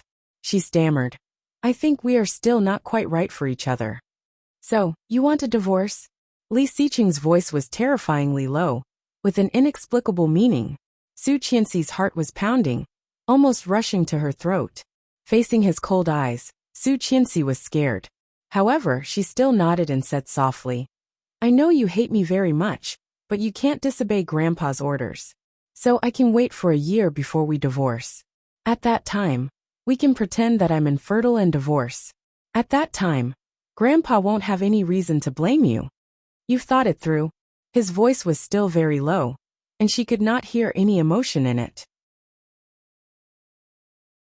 It was like a cold machine, without the slightest fluctuation. Chapter 71. Li Xiqing's cold gaze fell on Su Qianxi. His eyes were dark and dangerous. He walked up, took the contract, and read it. The more he read, the colder his eyes became. The seal of Sheng Ximing, one of the best lawyers in Kingstown. Also the seal of Shengshi, the best law firm in Kingstown. This law firm was one of the best in Kingstown. With the Su family's connections, it would take at least a week to make an appointment. However, the Su family would never let her divorce him. Therefore, this must be a contract that Su Qianxi had drafted herself. Ordinary people who did not rely on the Su family would have to wait at least half a month to get such a seal. In other words, Su Qianxi had been planning this divorce contract at least half a month ago. In this case, why did she marry him? Li Xiqing suddenly became curious. What was in this woman's head? Staring at her signature at the end of the contract, Li Xiqing pondered and quickly looked away. His cold eyes glanced at her, and she suddenly shrank, looking down helplessly. It really looked like a frightened deer.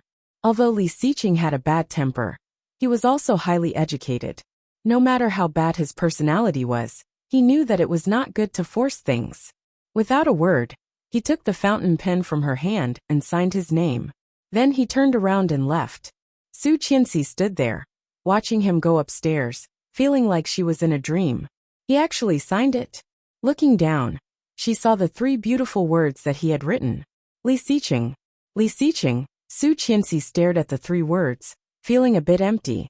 She had hoped that he would sign, but when she saw his signature, she felt an indescribable sense of loss.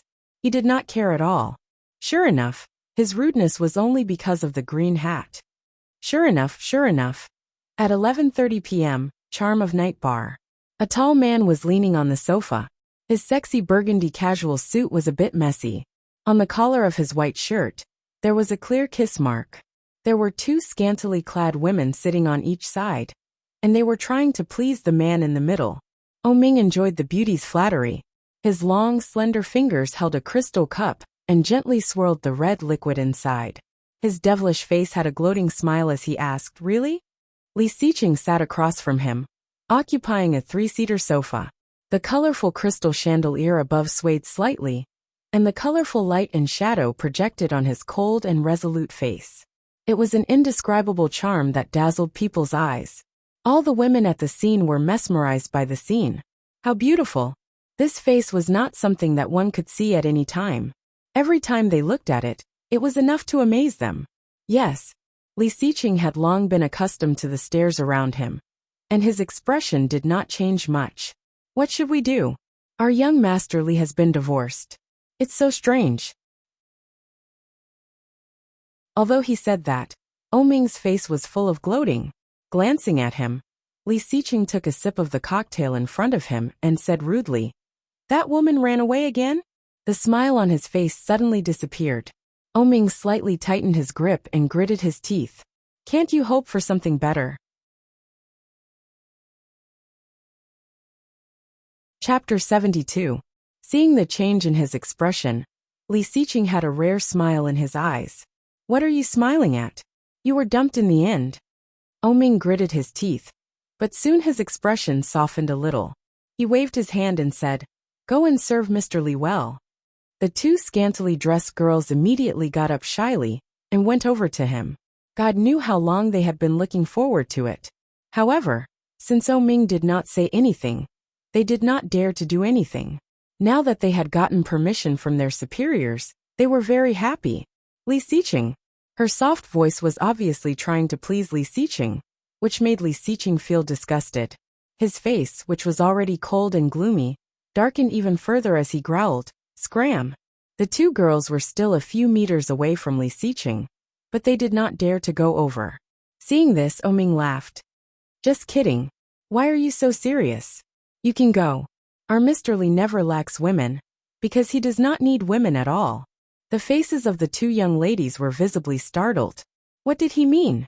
Did he not need women at all? Could it be that he was gay? Oh my God, that was so exciting. The 2 girls looked at each other and quickly left. Holding a glass of wine, Ming sat next to Li Xiqing and said, "Seriously, did that woman divorce you because you can't do it?" Li Xiqing's face became darker, And he looked at Oming gloomily. After being brothers for so many years, Oming had long been used to it. He smiled and said, "Everyone knows that you never have a woman around you. Don't pretend. I know an old Chinese medicine doctor who is particularly good at it. Have you tried it?" "Why would I need to try it?" "Then shut up. Can you do it or not?" Oming did not give up until all hope was gone. Li Xiqing's cold eyes were a bit thoughtful. He glanced at Oming and said coldly, "It seems that the wedding day scared her." "What do you mean? That's amazing." "Pooh." Oming spat out the wine he had just drunk. He coughed violently, and his face was already red. However, he could not help but pat the sofa and laugh. Ha ha ha ha." Li Xiqing looked at him coldly and raised his fist. Oming immediately shut his mouth and said earnestly, "That old Chinese medicine doctor is really good, you." "I'm serious," Li Xiqing interrupted. "Impossible." Oming laughed rudely. "It's obvious that I'm not interested in you. Otherwise, there wouldn't be a woman who wouldn't like someone who's a little more powerful." Li Xiqing's fists were clenched, his eyes full of warning. Oming closed his mouth again and coughed softly. Then, as if he had thought of something, he asked in surprise, "Wait, you like her?" "I don't like it." "Then why are you willing to touch her? Don't you always hate women touching you?" "That day someone drugged us." "Anyway, it was definitely not Su Qianxi who drugged him. That woman was even more timid than the eye of a needle. It was definitely not her. You are talking as if Tang Minjing had never drugged you before. You sent her to the hospital as a gentleman. How come you are so powerful after changing your target?" Li Xiqing said, "I slept with a woman, and now I want to marry her. The Tang family is ambitious. I don't want to get involved." Chapter 73. Oming said, "You clearly like her, but did you sign it?" "Yes.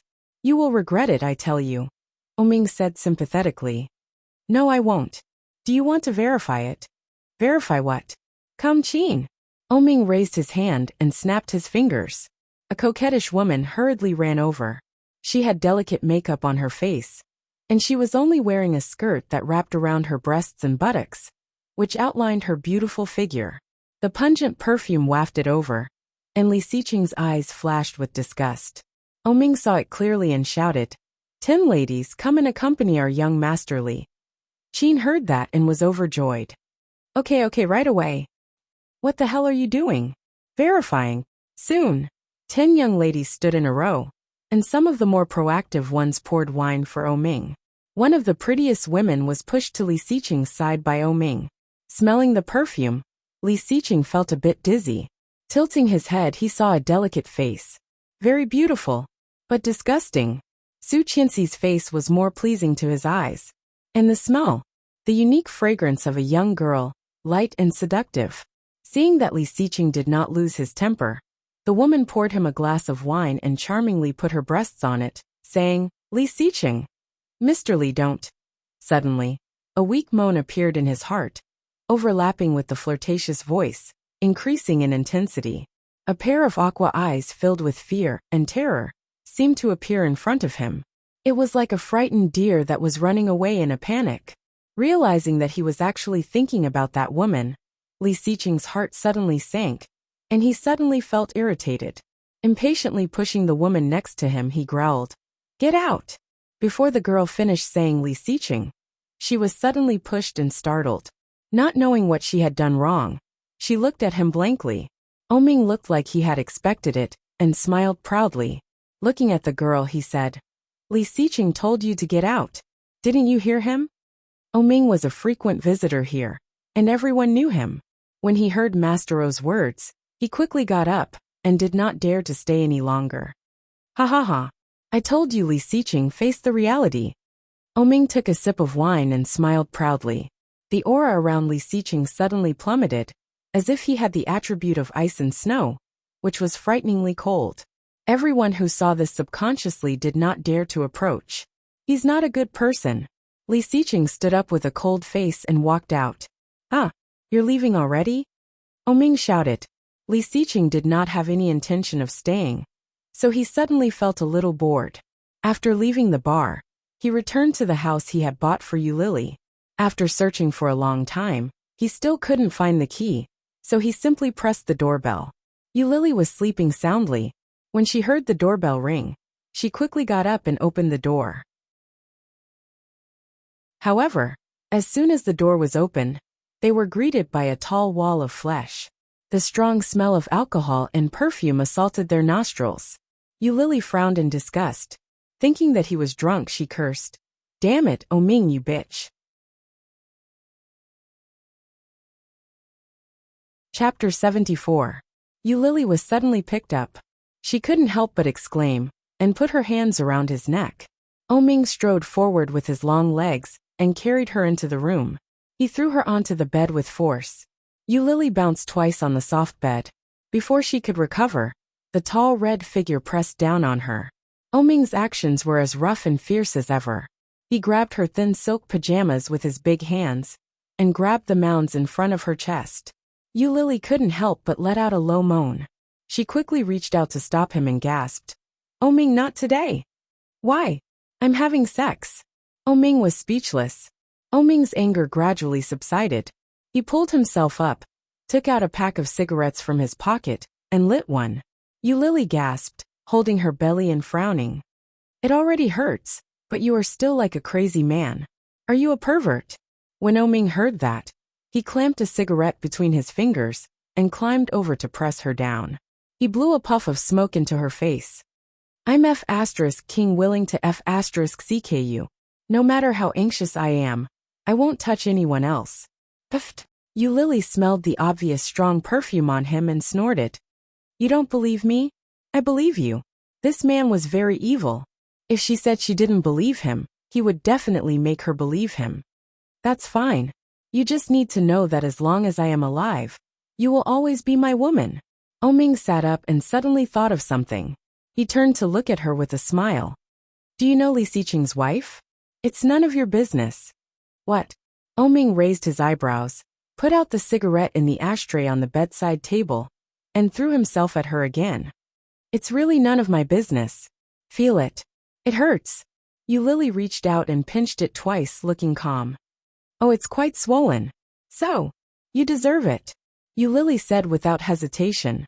Oming laughed, but he liked this kind of woman. She was so sexy. If Eulili was not this kind of woman, he would not bother to date her. "But was that stupid idea you came up with?" "What idea?"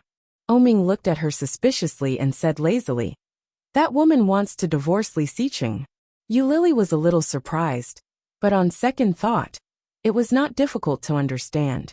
He shook his head. "It wasn't me. You better stay away from that woman. Otherwise, Li Xiqing will say that my woman is a bad influence on his woman." "You're afraid of that? What do I have to be afraid of?" "What I'm most afraid of is you running away with a wild man." When Eulili heard this, her heart suddenly tightened. Inexplicably, she became a little nervous. The two of them were very close to each other. How could they hide their reactions from each other? Oming was just joking, but when he noticed Eulili's reaction, his originally frivolous and evil eyes suddenly darkened. "Are there really wild men?" His tone was dangerous.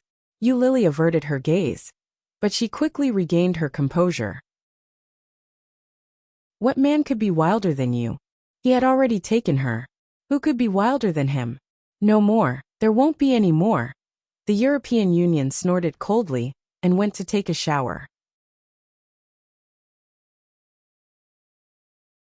Chapter 75. The most famous martial arts school in Kingstown, Shu had been studying here for half a month. In this half month, she had gone from having no foundation at all to being able to compete with those who had studied before her, and even had the upper hand. The coach repeatedly praised her for her talent, and said that she was a moldable talent. Today's assessment is held once every half a month. It's a competition of your achievements over the past half a month. Su Qianxi's result was not bad, and she got an A. Just as she was about to change her clothes in the changing room, a man blocked her way. "Qianxi, it is still early. Let me treat you to Western food. Do you like it?" This was Coach Jean, who taught Sonda in the martial arts club. His muscles were full of explosive power. At the moment, he was wearing a tight black t-shirt and looked a little scary. Unfortunately, Being muscular did not equate to beauty. Su Qianxi hated this kind of body. Frowning, she tried to walk around him. Thank you, but it's okay. I have food at home. Where do you live? Shall I send you back? No need, I can go back by myself. It's too inconvenient to take a taxi back every day. I have a car. Let me give you a ride. It will be more convenient. No thank you, Coach Jean. Coach Jean stood in front of her, looking a little angry. Are you looking down on me? I've asked you out so many times. And I've been waiting for you here after class every time. Do you think I'm playing with you? I'm already married. I don't believe it. Every time you say that, you don't see your man coming to pick you up. Do you think I'm a fool? She looked at him coldly and said, Coach Jean, I don't know if you have heard of this. Coach Jin's face lit up. He thought she was finally willing to talk to him, so he hurriedly asked, What? Good dogs don't block the way. His voice was not soft. There was no lack of people watching the show. When they heard this, they couldn't help but laugh. Su Qianxi said and walked around him. Coach Jin's face darkened. Just as she walked past him, he reached out and grabbed her shoulder. Bitch, who are you calling a dog? He yelled. Coach Jin's face darkened. You're not a dog. Feeling the pain, Su Qianxi yelled back. Whoever deserves to be scolded. Damn it, bitch. Coach Jean was furious and was about to hit her. Seeing his hand that was even bigger than her face, Su Qianxi's face changed. Gritting her teeth, she raised her knee and hit him hard in the groin. Coach Jean screamed and squatted down with his hands covering his crotch. He rolled on the ground in pain. The people around did not expect Su Qianxi to be so ruthless. They felt a bit creeped out and squeezed their legs. Seeing this, Su Qianxi sneered. You deserve it. After saying that, he turned around to leave. Coach Jean gritted his teeth and yelled, Catch her, bitch. I will kill you. There were a lot of people on the boxing team, and they quickly surrounded her. 4 tall and strong men surrounded a woman. Even if she had wings, she could not escape. What do you want? Looking at them, Su Qianxi's heart was racing, but she still pretended to be calm. There are surveillance cameras here. Don't you dare to mess around. Holding his groin, Coach Jean struggled to stand up. Sweating from the pain, he sneered and said in a low voice, You're in for it later. Take her away.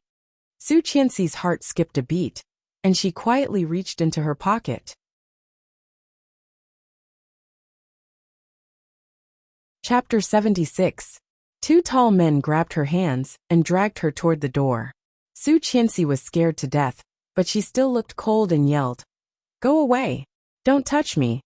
Suddenly, she felt her phone vibrate in her pocket. Su Qianxi knew that the call had been connected. Kingstown Top Martial Arts School. How can there be scumbags like you? Are you angry that you failed? Su Qianxi's voice was much louder than before. For one, she wanted to warn them. For another, she wanted the person on the other end to hear her. At this time, almost all the people in the martial arts school had left. The ones left were those who had a good relationship with Coach Jean. Some kind-hearted ones just glanced at her and did not pay much attention. Coach Jean sneered and warned in a low voice, Bitch, you'd better behave. No matter how much you yell, no one will listen to you. Su Qianxi's heart sank. She could see that. This place was a den of snakes and rats. What do you want? Nothing. I took her money, so I'm helping her. Coach Jean rubbed his crotch. The pain was still making him uncomfortable. I wanted to play with you gently, but since you are so stubborn, I will have to use force. Drag her to the 3rd floor. I don't believe I can't handle you. Su Qianxi's heart skipped a beat. She struggled and yelled, Who sent you here? How much did she pay you? I will pay you double. TSK, you still want to double it? She gave me 1 million. Do you know that? I have never seen so much money in my life. You look so poor, and you want to pay me double? You deserve it for messing with that kind of woman. Su Qianxi had already guessed who it was. Tang Minjing? I don't know, but she is much hotter than you. Covetous, Coach Jean glanced at Su Qianxi's struggling body and said lecherously, Don't worry. You're not bad either. I'll do it once and take a few pictures. It won't take long. Su Qianxi was dragged into the elevator. It was a yoga room on the 3rd floor, which was surrounded by mirrors. Coach Jean pushed her into a corner and immediately took off his clothes. revealing his powerful muscles. Su Qianxi's face turned pale. Clenching her fists, she couldn't stop shaking and screamed, "Go away! Don't come near me!" Under the light, his bronze skin glowed. Licking his lips, Coach Jean lunged at Su Qianxi and tore off her judo robe. Today was the day that big brother Li Beixing returned from the army. Grandfather had specially called to invite the couple to attend the family banquet. The luxurious black Maybach had been waiting at the entrance of the dojo for 10 minutes. Usually, Su Qianxi should be out at this time. Why was she so late today? He looked at his watch. It was already 6 o'clock. He picked up his phone and dialed, but was notified that the line was busy. Chapter 77. Su Qianxi screamed as her robe was torn apart. Coach Jin's powerful body pressed down on her. "Go away, go away!" Su Qianxi kicked her legs, but he held her down. Sobbing, she yelled, "My husband is Li Xiqing. I can give you money, but you have to let me go." "I'm Ming." Coach Jean sneered. "You better be a good girl, so I can be gentle. Why are you crying when we're having fun?" As he spoke, he bit down on her shoulder. Su Qianxi screamed, and suddenly felt her stomach churning. Disgusting, so disgusting. Her stomach twitched, and she threw up on his neck. Coach Jean stiffened and immediately got up, yelling, "Damn it, you bitch! How dare you throw up on me?" As he spoke, he kicked Su Qianxi in the stomach. She felt a tearing pain coming from her lower abdomen. Su Qianxi was spasming in pain, her clothes barely covering her body. Looking up with a pale face, she sneered at him. "Scumbag." Coach Jean was even more furious. He pulled her up and slapped her hard in the face. Su Qianxi was thrown into the air and hit the mirror hard. She was in pain all over her body. However, the most painful part was the cramping in her lower abdomen. So painful, so painful.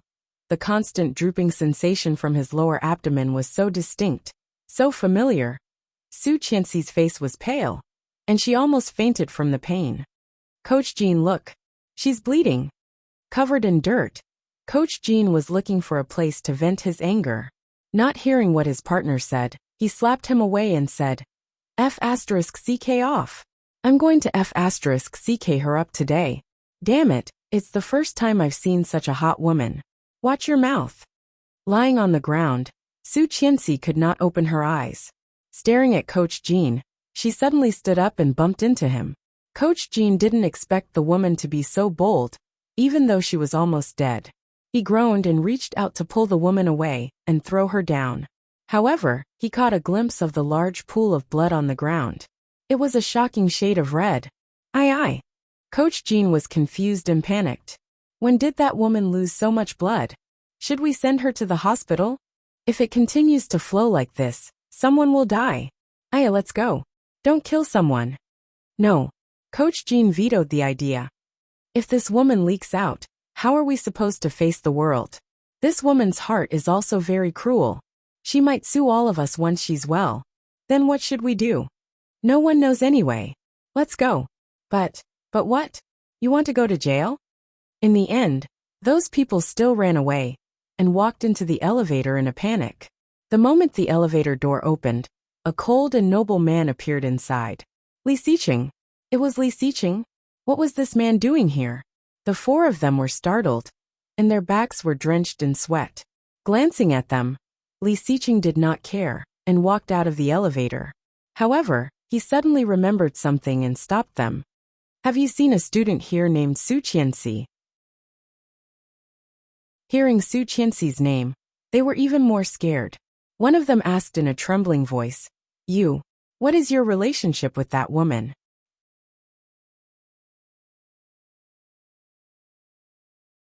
Chapter 78. Wife. Hearing these two words, the people in the elevator couldn't help but feel weak in the legs. Coach Jean swallowed and pressed the close button with a pale face. The elevator door quickly closed. Seeing this, Li Xiqing vaguely felt that something was wrong and frowned. Clang! There was a sudden loud noise, accompanied by a woman's moan. "Help!" Su Qianxi's weak voice came into Li Xiqing's ears. "It's her." Li Xiqing strode toward the place where the voice came from, feeling inexplicably uneasy. Su Qianxi noticed that the noises around her had quieted down, and her heart was slightly relaxed. Those people had left. They were really gone. However, her body hurt so much, the pain from her lower abdomen was far beyond what she could bear. It was so fierce and intense. She raised her hand weakly, trying to reach for her cell phone in her pocket. However, she could not muster any strength. The phone fell to the ground with a thud. The location was neither too far nor too close, just beside her waist. It was so close, but she felt that the phone was so far away that she could not touch it at all. The screen was still on. Through her blurred vision, she saw 3 words on it: Louis Han. Tian. Louis Han sounded a bit anxious. Don't be afraid. I have already called the police. Soon. Louis Han said something else, but Su Qianxi could not hear it anymore. Was she going to die? Her body hurt so much. Li Xiqing kicked the door of the yoga room, and immediately saw the thin figure lying in a pool of blood. At this moment, Su Qianxi's clothes were no longer covering her body. Only half of her Taoist robe was torn, revealing a large area of her porcelain skin. Just under her, there was a large pool of blood, shocking to see. Something seemed to collapse in Li Xiqing's heart. Driven by instinct, he strode over and squatted down to check on her. Su Qianxi. Su Qianxi's face was as pale as a piece of paper. Her breathing was short, her eyes were closed, and her eyelashes were trembling. Cold sweat had covered her body and face. Li Xiqing's eyes, which had always been as calm as a mirror, were caught off guard by the tragic scene in front of him, and stirred up layers of waves. Su Qianxi, wake up! He helped her up and patted her face.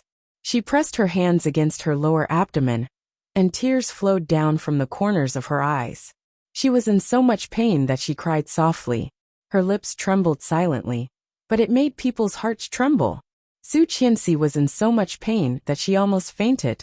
Vaguely, there seemed to be a subtle sound in her ears, and a cold touch gently patted her face. He raised his eyelids with difficulty, and vaguely, he seemed to see that person. Xiqing. Su Qianxi's voice was as low as a mosquito. Don't be afraid. I'll take you to the hospital right away. His voice was as cold and hard as ever. But she didn't know if it was her imagination, or if it was real. But she actually heard a bit of fear. He was afraid. What was he afraid of? Afraid that she would die. Su Qianxi was amused by her own thought, feeling sad and sad. What was there for him to be afraid of? No, he had never been afraid of anything. He had been like that in her previous lifetime, and this lifetime was no exception. If possible, she really wanted to see the weakness of this man with her own eyes. Chapter 79. The blood on her lower body stung his eyes and disturbed his heart. 2 words came out of his mind: miscarriage. Frightened, he took off his suit and covered her body with it. He bent down and carried her up. His eyes fell on the bright screen of her cell phone. Louis Han. When she was most desperate and helpless, the first person she called was Louis Han. Grabbing the cell phone on the ground, he rushed downstairs with her in his arms as fast as he could, his mind blank. He did not want to think. He did not want to think. Why did she call Louis Han instead of him at this critical moment? Why did she get pregnant after taking birth control pills? However, his heart felt like it was being grabbed by a little ghost. It was so uncomfortable and suffocating. Going downstairs, he saw 2 police cars parked at the door, arresting the people he had just met in the elevator. However, one was missing. The leader wasn't there. The ambulance just arrived. Li Xiqing did not know how he got on the ambulance. After arriving at the hospital, the words of the female doctor echoed in his mind. The fetus is less than a month old. The pregnant woman has lost too much blood and must have a uterine decontamination operation. Who are you to her? I am her husband. Okay, sign here and pay the fee. The pregnant woman cannot afford to wait. Li Xiqing signed in a daze and asked blankly. She took birth control pills. Why? Birth control pills. The female doctor's voice was a bit sharp. Taking pills is the most unsafe. If the contraception is not successful, it is most likely to cause ectopic pregnancy and deformity. Will you die if you wear a condom? All men are the same. Seeing that Li Xiqing was still standing there blankly, he roared. What are you doing standing there? Go and pay up. Li Xiqing nodded and quickly turned around to find the cashier. Cheng Yu, Li Xiqing's assistant, who heard the news and came in a hurry, was petrified. What? Was this their tall and aloof CEO? Now he was yelled at by the doctor. And he was not angry? The world was really crazy. Seeing him covered in blood, Cheng Yu felt a bit sorry and went up to take the bill. Boss, let me go. When Lu Yihan arrived at the hospital, he found Li Xiqing sitting in front of the emergency room in a daze. Mr. Li. Hearing this voice, Li Xiqing subconsciously looked over. When he saw him, his eyes suddenly froze, and the atmosphere around him suddenly became cold. Lu Yihan was shocked to see the blood on him. Qianqianxi. Inside, Li Xiqing leaned back in his chair, looking cold and elegant. I caught those murderers, but one of them escaped. They said that the one who escaped was the mastermind. Li Xiqing's eyes lit up and he asked, where are they? The culprits who almost killed Su Qianxi. Lu Yihan was frightened by his imposing manner and said blankly, in the police station. Before Li Xiqing could speak again, the door of the emergency room was opened. The operation was very successful. Who is the patient's family? Lu Yihan was about to go up and say something, but Li Xiqing was one step faster. I am her husband.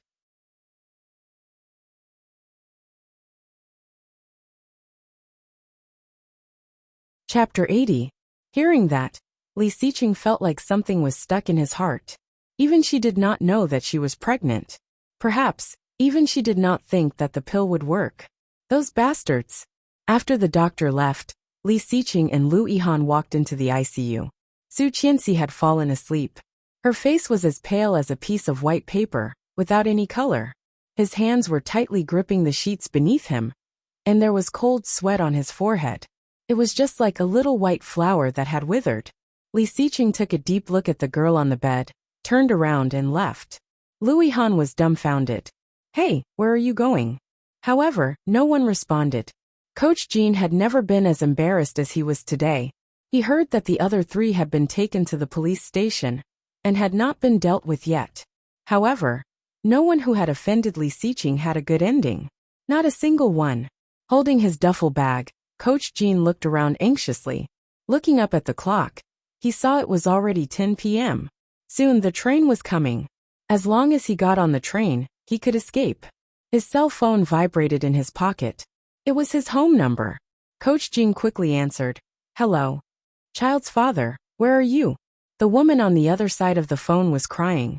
Next to her, there was the sound of a 3 or 4-year-old child crying. Coach Jin's heart skipped a beat. He suddenly had an idea. Li Xiqing was targeting his family.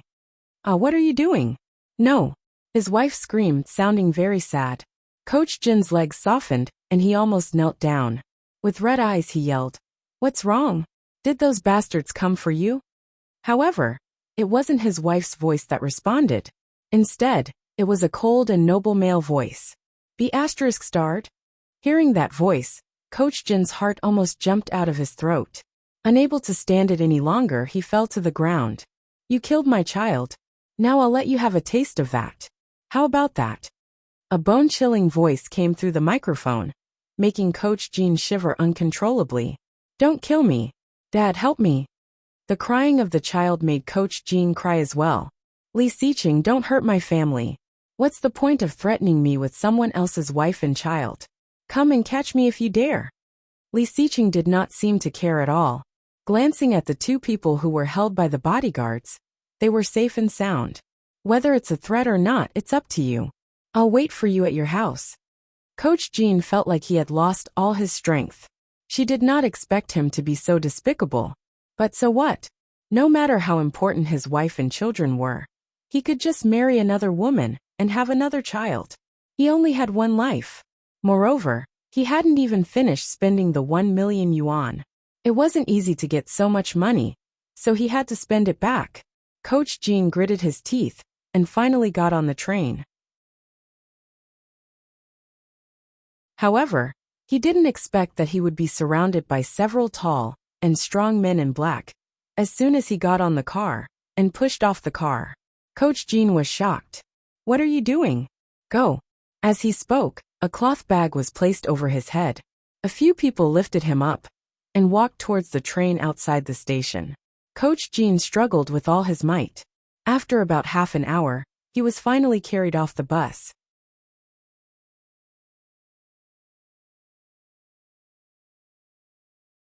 Chapter 81. Coach Jin's face was so pale that he was sweating. Someone kicked him hard from behind, and he fell to his knees with a thud. He wanted to get up, but was held down by the bodyguards behind him. A chill suddenly rose from his back, penetrated his spine, and reached the tip of his heart. Looking at the man in front of him, Coach Jean could not help feeling weak in the knees. Li Xiqing's facial features were exquisite.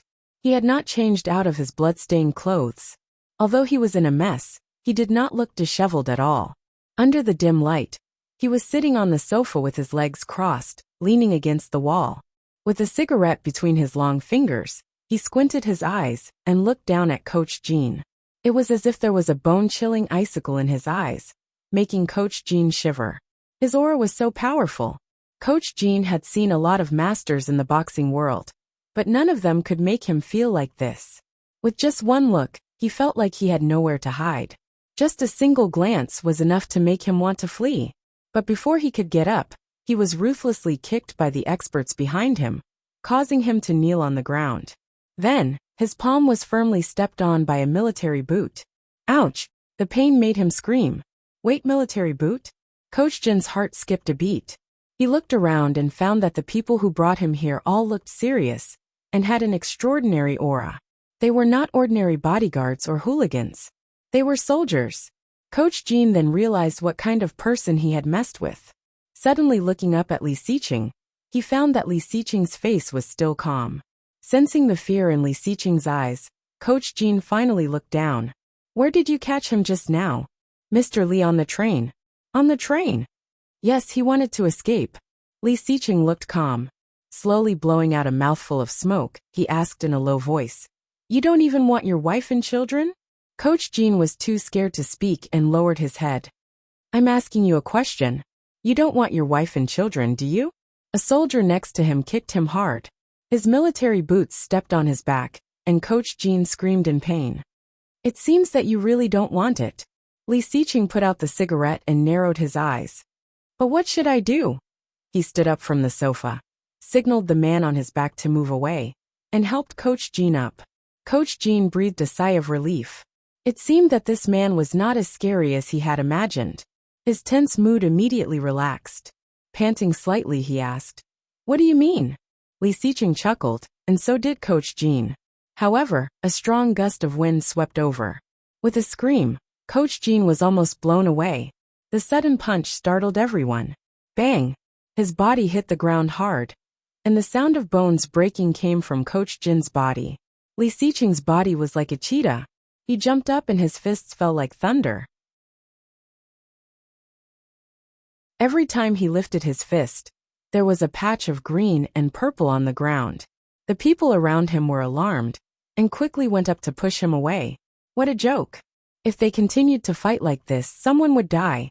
Coach Jean was beaten half to death. He spat out a mouthful of blood along with a few bloody teeth. No one is allowed to touch my wife and children. Since you have touched them, don't even think about keeping your hands.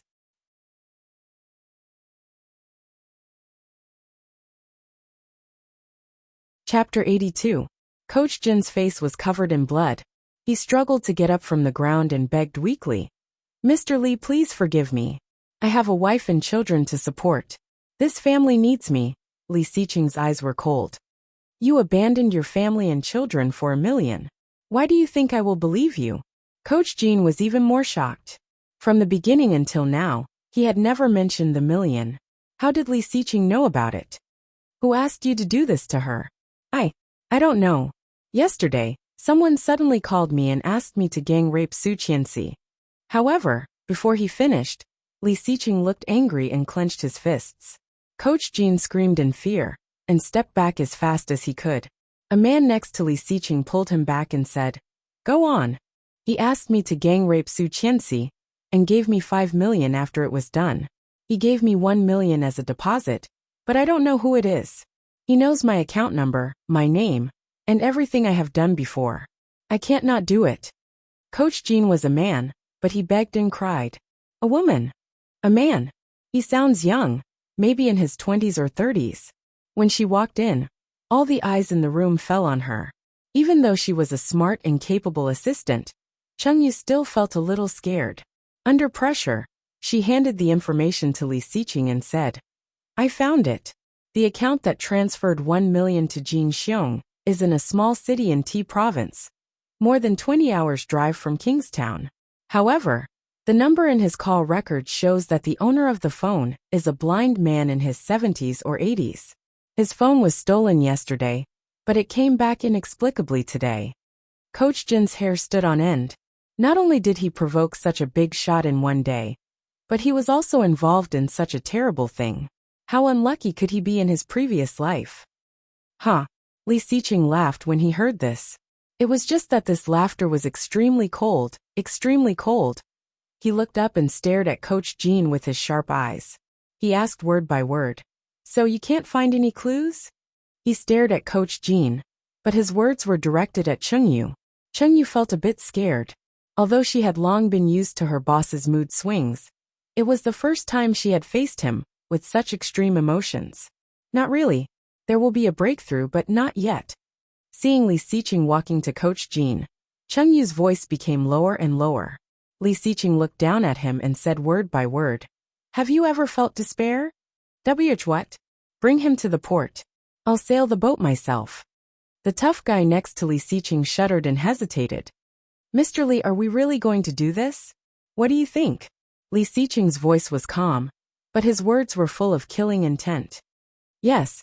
Half an hour later, in a mysterious private sea, Coach Jean was tied to his waist by a rope, and the other end of the rope was tied to the stern of the yacht. Li Xiqing threw a piece of fresh meat into the sea. Soon, the shark's dorsal fin appeared on the calm sea. Coach Jin's heart sank as he recalled what Li Xiqing had just said. Have you ever felt despair?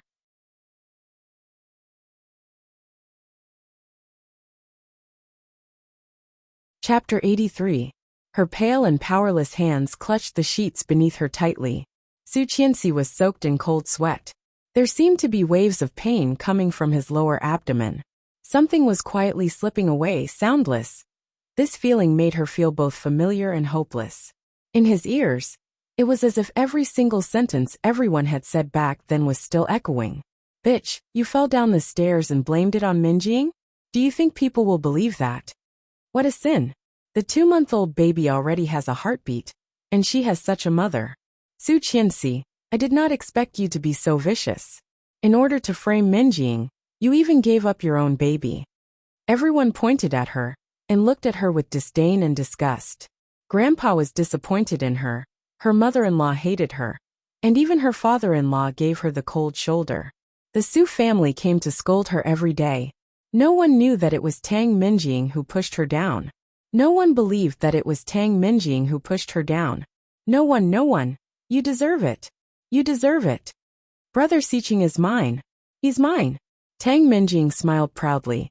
Standing in the abandoned warehouse, holding Li Xiqing's arm, she was in a coma. Suddenly, Li Xiqing opened his eyes, looked at Su Qianxi and said coldly, Disgusting. Disgusting, disgusting. Su Qianxi, you are so disgusting.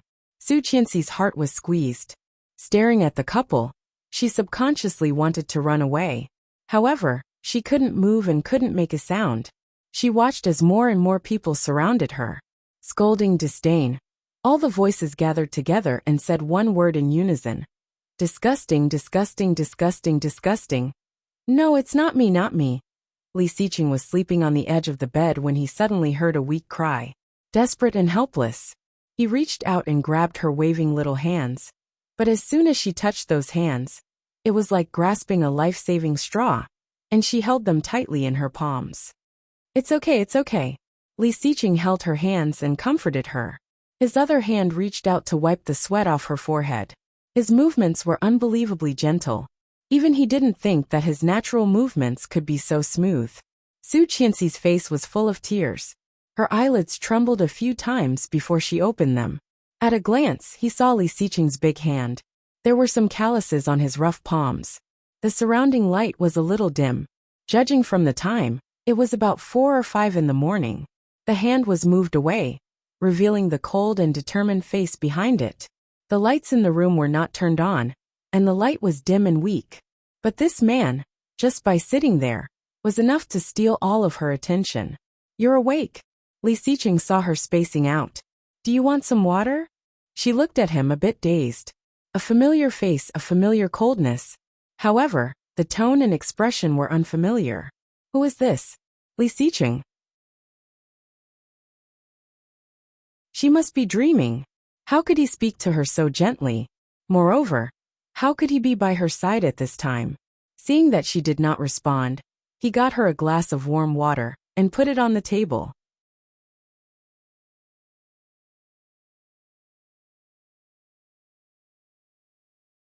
Chapter 84. Su Qianxi looked at him dumbfoundedly like a puppet. He frowned, wondering if she had lost her mind. The person in front of him suddenly reached out a hand and touched his face. The cool touch, the delicate and smooth skin, and the exquisite features were right in front of her. So real, so close, it was real. She was not dreaming. It was really Li Xiqing. However, didn't he hate her?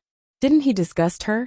Why? Su Qianxi was dazed and subconsciously touched her lower abdomen.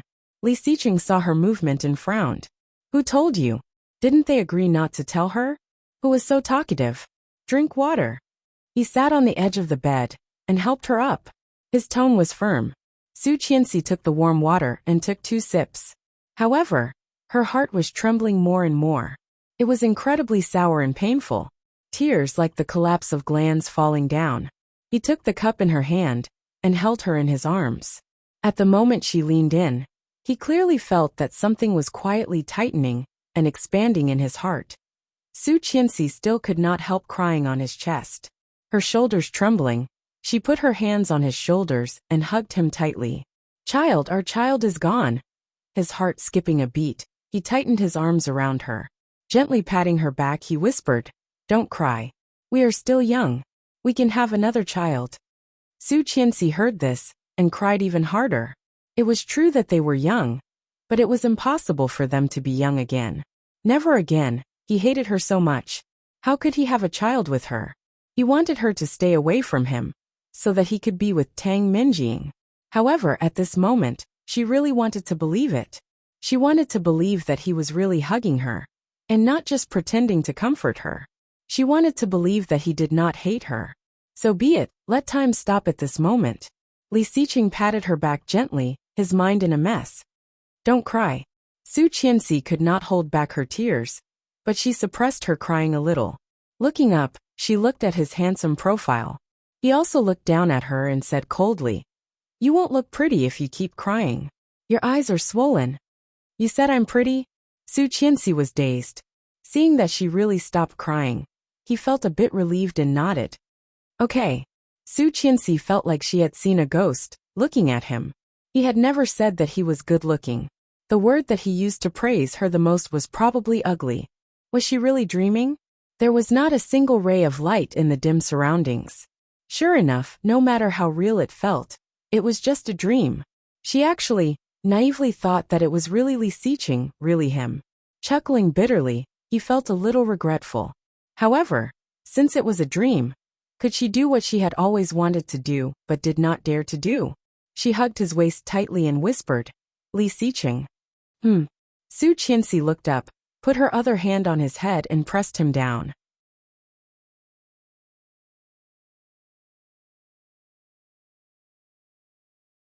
Chapter 85. Her pink lips were as sweet as jelly. As soon as he touched them, Li Xiqing felt like he had been electrocuted. His heart raced uncontrollably. It was not the first time. He had kissed her several times before. But why didn't he feel like this the past few times? Throbbing, seductive, Li Xiqing's eyes suddenly darkened, and his arms holding her slightly tightened.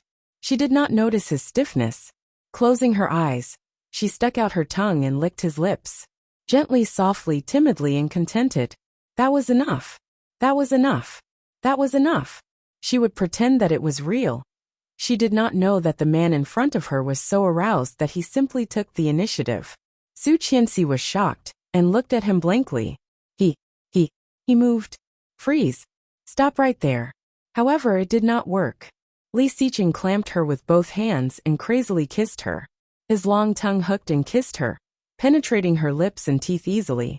With a bit of thirst and desire, he mercilessly conquered her. Su Qianxi's eyes widened, but her heartbeat sped up. A lot, was this real? Wasn't this a dream?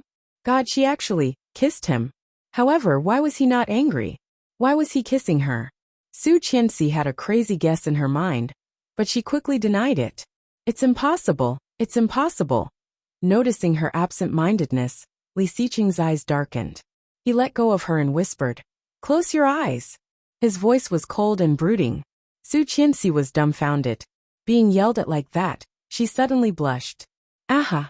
It was actually real. He was really real. Was it not a dream? No way.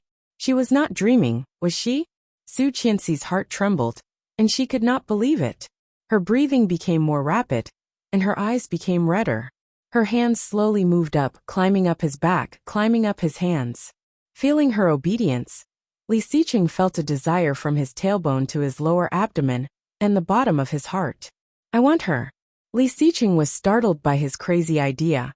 Subconsciously, he warned himself to retreat, but he could not stop. Cough, cough. The sudden cough made Su Qianxi's body stiffen, and she immediately pushed him away. Turning around, Su Qianxi saw Qin Shuhua standing at the door with a mischievous smile on her face. Su Qianxi is still very weak. Kid, are you that impatient? Although she knew that Su Qianxi was joking, she still couldn't help blushing, and quietly looked up at him. She found that his expression was still the same, but there was an obvious blush on his face. Li Xiqing exhaled and stood up abruptly. Su Qianxi clearly saw the dried blood on his body, and was a bit dazed. I'm going to work. Mom, I'll leave Qianxi to you. Qin Shuhua smiled suggestively and nodded. Go ahead. I will return you a beautiful wife. Li Xiqing's face was even redder, and he walked faster out of the ward.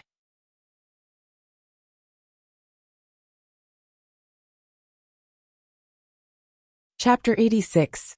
Hearing that voice, Su Qianxi turned her head and looked at the door of the ward. Qin Shuhua reached out and turned on the light in the ward. Su Qianxi immediately saw the blue figure standing at the door of the ward. He seemed a little timid and did not dare to come in. There was an awkward smile on his face, and his eyes were slightly red. She looked like she had been wronged. How enviable. Qin Shuhua heard that and felt it was a pity. She had also thought that Tang Minjing would be her daughter-in-law. Unfortunately, fate made fools of her. Su Qianxi heard that and knew that Qin Shuhua was deliberately saying that to her mother-in-law. If she guessed correctly, Qin Shuhua should be thinking about a daughter-in-law again. In her previous lifetime, Qin Shuhua was the one who compared them the most. She would always say, Minjing did a great job today. She helped Xiqing get a big deal, and did a great job. Or she would say, Xiqing is such a lonely kid. It would be great if he could have a good wife. All in all, Tang Minjing could not marry Li Xiqing, which had become a sore point in Qin Shuhua's heart. Every time she saw Tang Minjing or Tang Minjing, she could not help but sigh. Knowing Tang Minjing's purpose, if it were the old Su Qianxi, she would definitely respond proudly and say something that would make Tang Minjing even more jealous. But now she was still the same. Su Qianxi responded quietly, smiled and said, You will meet him in the future. You are not young anymore. A girl is excellent as you must have a lot of good men chasing after you. You must be tired of picking, right? Unlike me, who can only follow the orders of my parents, and do not even have a chance to choose.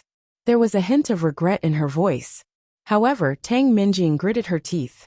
What did she mean by picking the right men? What did she mean by not even having a chance to choose? The best one had been snatched away by her, and the rest of the men had become dull and lackluster. This Su Qianxi was clearly showing off. Qin Shuhua took out the tonic soup she had brought, and gave Su Qianxi a reproachful look. What do you mean by not even having a choice? Isn't my son good enough? Of course Xiqing is the best. Su Qianxi's smile widened, her face full of happiness. Xiqing is the best man, right Minjing? Tang Minjing forced a smile and said, Yes. However, before she finished, Su Qianxi turned her head and looked at the soup in Qin Shuhua's hand. She exclaimed in surprise, It smells so good. Lu Sa's cooking is so good. Su Qianxi's nose was very sharp, and she could tell that it was made by Qin Shuhua. In his previous life, he was fortunate enough to have tasted it a few times. This time, he could recognize it immediately. But in this life, she had never tasted it. Hearing this, Qin Shuhua was elated. Lu Sa doesn't come to work so early. I made this for you. Come drink it. Su Qianxi was flattered and quickly took it. Thank you, Mom. She took a sip and gave a thumbs up. It smells so good. I didn't know you were so good at cooking. Qin Shuhua was in a good mood and smiled from ear to ear. She began to talk about how she had conquered General Li with her cooking when she was young. Su Qianxi listened with great interest and asked questions from time to time. However, Tang Minjing was completely ignored. Su Qianxi clenched her fists tightly.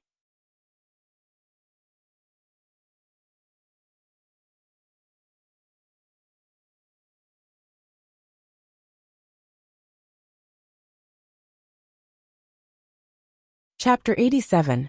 Su Qianxi sensed Tang Minjing's resentful eyes and looked over. The moment Su Qianxi looked over, the jealousy in Tang Minjing's eyes suddenly disappeared, replaced by a gentle smile. Heh, he's really flexible. Seeing that you are fine, I am relieved. Su Qianxi, I will come to see you later. Today is my first day as Brother Xiqing's secretary. I have to go to work now. Li Xiqing's secretary? In her previous life, Su Qianxi had used this identity to thoughtfully help Su Qianxi solve her sexual problems, considerately reminded her how to get Li Xiqing back, and revealed his whereabouts so that Su Qianxi could catch him in the act. At first, Su Qianxi believed her a few times, but every time, she got Li Xiqing's more disgusted look. Then, Li Xiqing became more and more reluctant to see her and go home. After that, Tang Minjing naturally accompanied Li Xiqing to all kinds of occasions. Everyone envied her, thinking that she was the rightful Mrs. Li. Now secretary? Su Qianxi's heart sank, but she looked surprised. You became his secretary? Tang Minjing nodded and smiled. Yes, that's great. His stomach is not good, and he needs to eat the food I cook every day to sleep. You have to tell him to eat more in the future. Hell, she cooked it for him once. However, when Tang Minjing heard that, the smile on her face froze. I did not know that you can cook. No, but Li Xiqing said that as long as I cook, everything tastes good. Then she lowered her head and looked shy. Qin Shuhua was relieved. It seemed that the couple had a good relationship. Although she liked Tang Minjing more, her son would not say that in front of Tang Minjing. With a mischievous look in his eyes, he teased, "Io, you're shy." Su Qianxi blushed even more and lowered her head. However, she did not forget to glance at Tang Minjing. Tang Minjing did not look very good. She said that she was going to be late for work and left in a hurry. However, the moment she walked out of the ward, she clenched her fists and gritted her teeth. Su Qianxi, just you wait. You will not be happy for long. This time I took your child. Next time, I will take your man. Qin Shuhua stayed with Su Qianxi for a while. When the nurse came to give her an 4 drip, she left. She slept until the afternoon. When she opened her eyes, she saw someone sitting next to her. Unprepared, Su Qianxi was startled. However, when she saw that it was Li Xiqing, she was relieved. Li Xiqing stopped typing and turned to look at her. Did I disturb you? She shook her head and was about to get out of bed. But as soon as he moved, he felt dizzy and almost fell down. Li Xiqing quickly raised his hand and held her up. One of his strong hands was on her arm, and the other was on her waist. She could feel the heat radiating from his palm. She squirmed uncomfortably and said, I need to go to the bathroom. All right, let's go. Hearing that, Su Qianxi was a bit scared. What do you mean, let's go? Could it be that he wanted to bring her there? Oh, no way.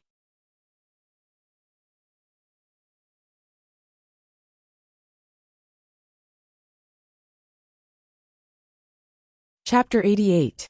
Her heart skipping a beat, she blushed and reached out to slap his hand away. She quickly said, No need. I can go by myself. Let go of me. Don't be shy. I've seen every part of your body. As he spoke, he carried her off the bed. She was startled and asked blankly, "What? What are you doing?" It was that same expression again. It was like a frightened deer. Li Xiqing's heart softened slightly. His expression was still cold as he said seriously, "What are you afraid of? I won't do anything to you." Su Qianxi blushed even more. Lowering her head, she stammered, "You." Li Xiqing felt a bit helpless. In his dark eyes, there were stars twinkling. He seemed to be in a good mood. "Didn't you say you wanted to go to the bathroom?" Then he carried Su Qianxi to the bathroom. Su Qianxi was very shocked. She did not expect that he would take her to the bathroom. But it was so embarrassing. Ouch! At the door of the bathroom, he did not intend to stop. Su Qianxi quickly stopped him. "Wait, you can put me down. I can still go to the bathroom. You can go first. Okay." He did not insist. Su Qianxi blushed and walked into the bathroom, looking at him for the last time. However, she saw that there seemed to be a faint smile on his face. He smiled. What the hell, did she see a ghost? A person like Li Xiqing could smile? However, it was just a glimpse. When Su Qianxi looked at him again, the smile in his eyes had disappeared, as if it had never been there. Seeing that she was still looking at him, he arched an eyebrow and asked, "Do you need help?" Su Qianxi felt a buzz and blushed. She quickly said, "No." The toilet door was slammed shut and locked in one smooth motion. Li Xiqing curled his lips and felt relaxed. He turned around and walked out. A few minutes later, Su Qianxi walked out holding the wall, not daring to look at him. "Hey Qianqian, why are you up?" A surprised voice came, bright and cheerful. Turning around, he saw Lu Yihan. "The doctor said that you need to rest and lie down properly." Putting down the flowers and fruit in his hand, Lu Yihan came up to help her to the bed with a look of disapproval. Seeing him, she was a bit surprised and subconsciously looked at Li Xiqing. Li Xiqing's expression was still cold and calm. The moment Lu Yihan came in, his eyebrows slightly frowned, and his eyes fell on Su Qianxi.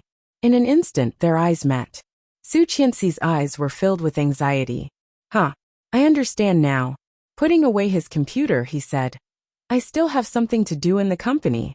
I'll leave it to you." Hearing that, Lu Yihan looked disgusted. "Hey, how can you squeeze people like this? This is your wife." "But I love you." Li Xiqing's eyes became cold. Without a word, he turned and walked out the door without a moment's hesitation. Lu Yihan felt strange. Turning around, he found that Su Qianxi also looked regretful and unhappy. "What's wrong?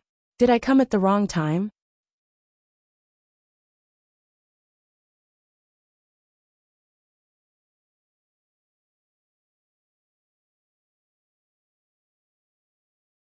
Chapter 89. Su Qianxi heard Lu Yihan's voice and shook her head. "Why are you here? Don't you feel ashamed? You scared me to death yesterday, you know? You suddenly called me and made such a big commotion. When I called the police and took you to the martial arts club, you had already been carried out by Li Xiqing, covered in blood." However, he immediately shut his mouth with a regretful look on his face. Su Qianxi felt a little funny. "I already know. Don't hide it from me." Lu Yihan was dazed and found her eyes were red and a little swollen. He said angrily, "How could you mess with such people? Those guys are not good people at first glance. And they are actually drug traffickers and smugglers. The worst thing is that one person escaped. Fortunately, someone found him at the seaside. It is said that he was trying to smuggle a huge sum of money and was bitten by a shark. Half of his leg is gone. It's so terrible." "Dead?" "Not yet. He is barely alive. But this kind of scum should be treated like this. Let him live a life worse than death. Leaving his wife and children to smuggle in the middle of the night, he deserves it." "What about the others? How can they be given a light sentence for smuggling and drug trafficking? It is estimated that they will be sentenced to at least 10 years. How could it be? Those people were usually fooling around in the martial arts club. How could they secretly do this kind of thing? Don't judge a book by its cover." However, Su Qianxi's intuition might have something to do with Li Xiqing. Her intuition was usually more accurate. Maybe it was really him. If it was 5 years later, Li Xiqing would definitely have such strength, but now, she was not sure. This man's background was too deep. But if it was really him, What was the reason for him to do this? Su Qianxi frowned and did not think much about it. She saw a red shadow at the door of the ward. Lily, Su Qianxi's voice was a bit surprised. She had a good impression of Yu Lily. Yu Lily walked in with a sweet smile. However, when she walked further in and saw Lu Yihan, the smile on her face suddenly froze. Lu Yihan also turned his head and looked at her, slightly surprised. Hey, isn't this our second campus belle, the beauty Yu Lily? The so-called second did not mean the first. Hearing Lu Yihan's sarcasm, Yu Lily's eyes narrowed and her hand holding the gift slightly tightened. It's him. But soon, Yu Lily's eyes widened, and she hurriedly walked toward him, retorting in a shrill voice. Isn't this our great scholar Lu? I heard that you started your own business. Have you gone bankrupt? Lu Yihan said. Damn, why are you looking forward to this kind of thing? Can't you say something nice? No. Putting the tonics on the table at the head of Su Qianxi's bed, Yu Lily glanced at Su Qianxi's face and said, Not bad. I thought you were going to die, so I came here to see you make a fool of yourself.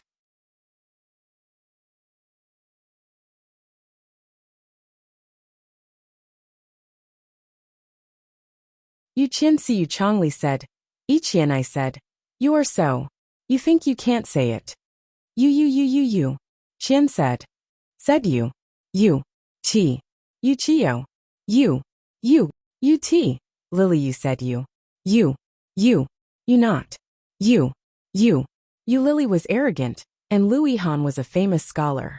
A few years ago, it was not a secret that she liked Lu Yihan.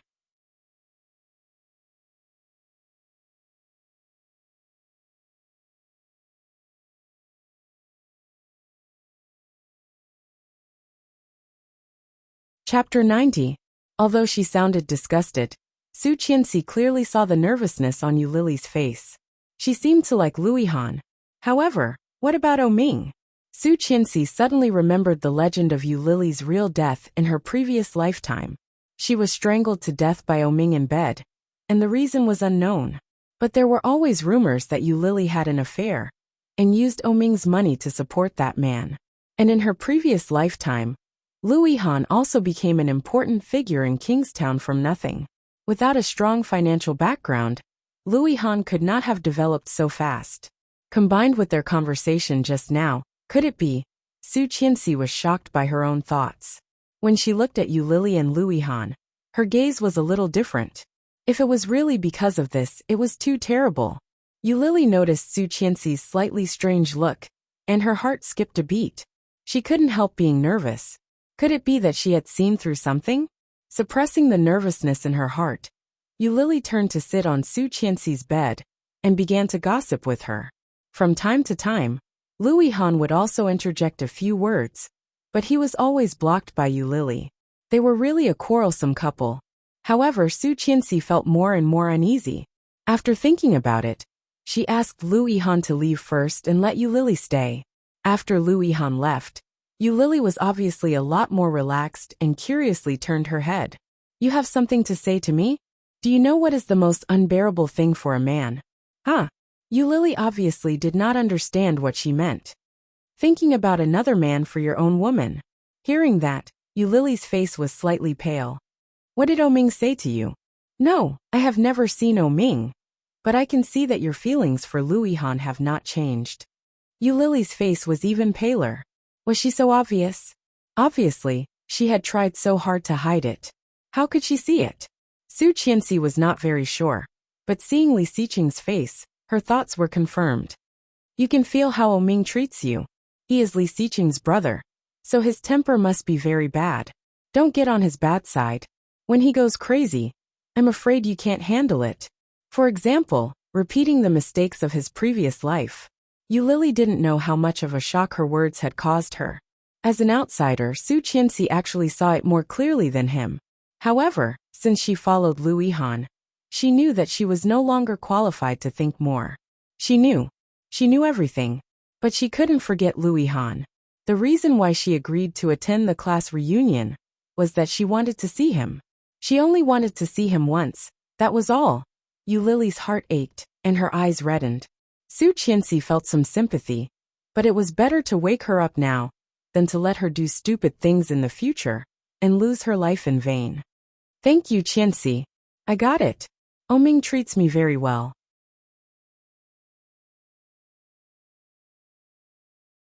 I'm not that stupid to throw away such a golden coattail.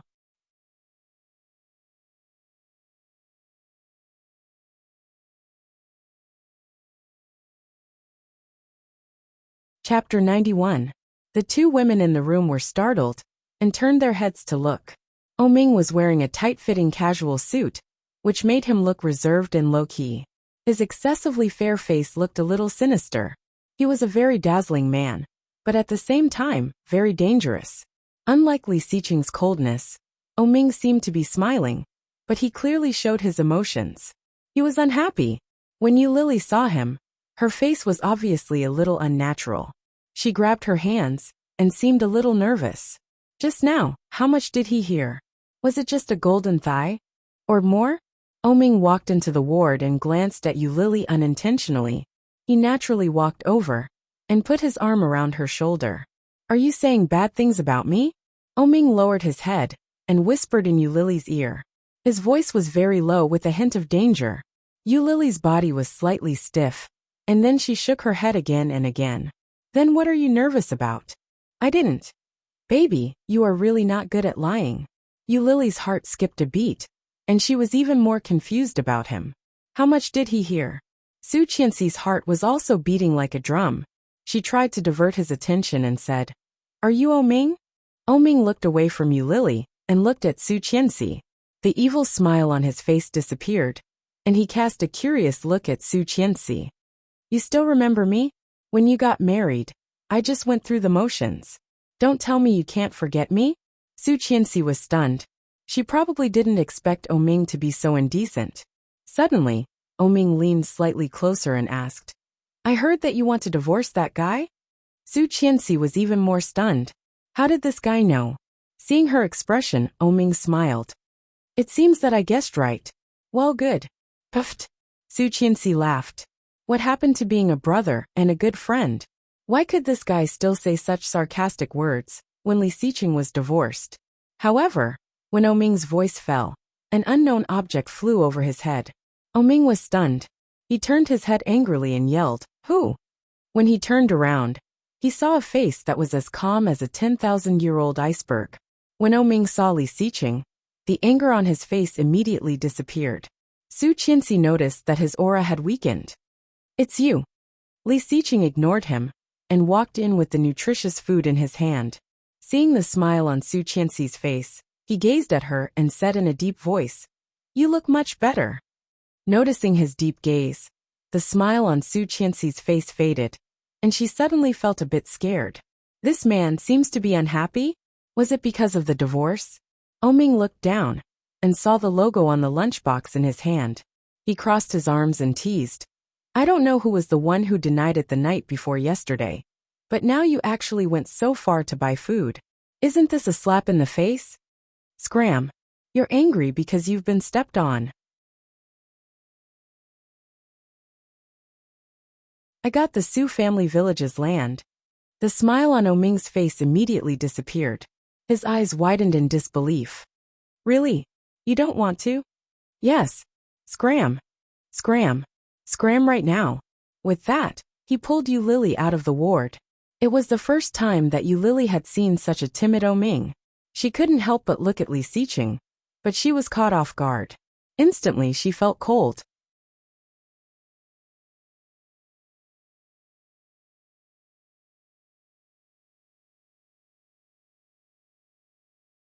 Chapter 92. After getting rid of the uninvited guest, Li Xiqing took out all the lunch boxes. He pushed them to Su Qianxi and said, Let's eat. Su Qianxi glanced at the dishes in front of her. They were all bland soups.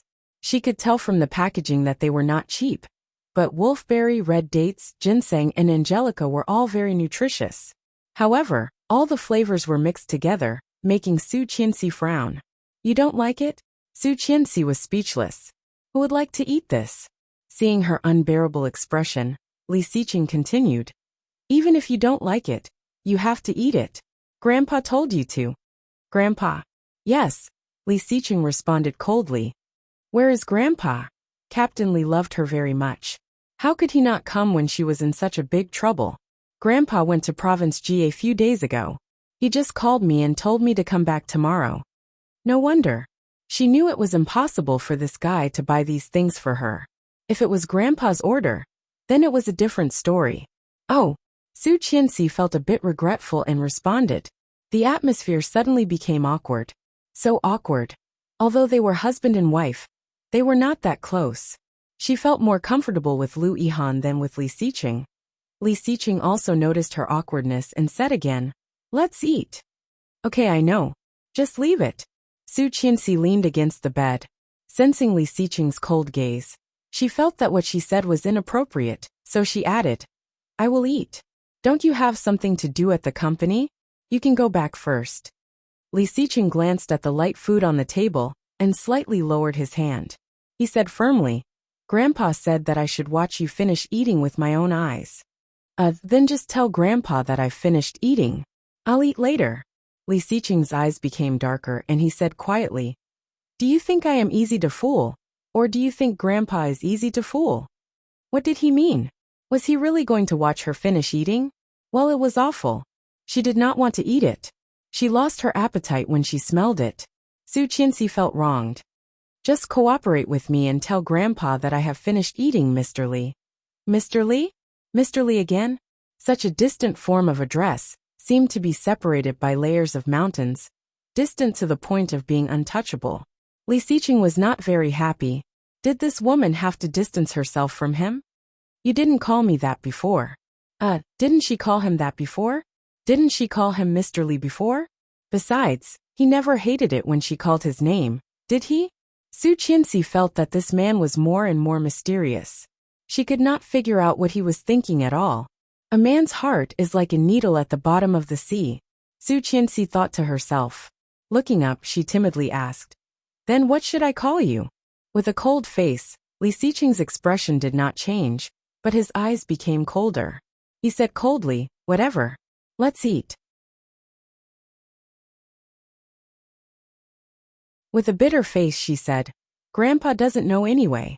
Just leave it here. I will eat later. I have no appetite now.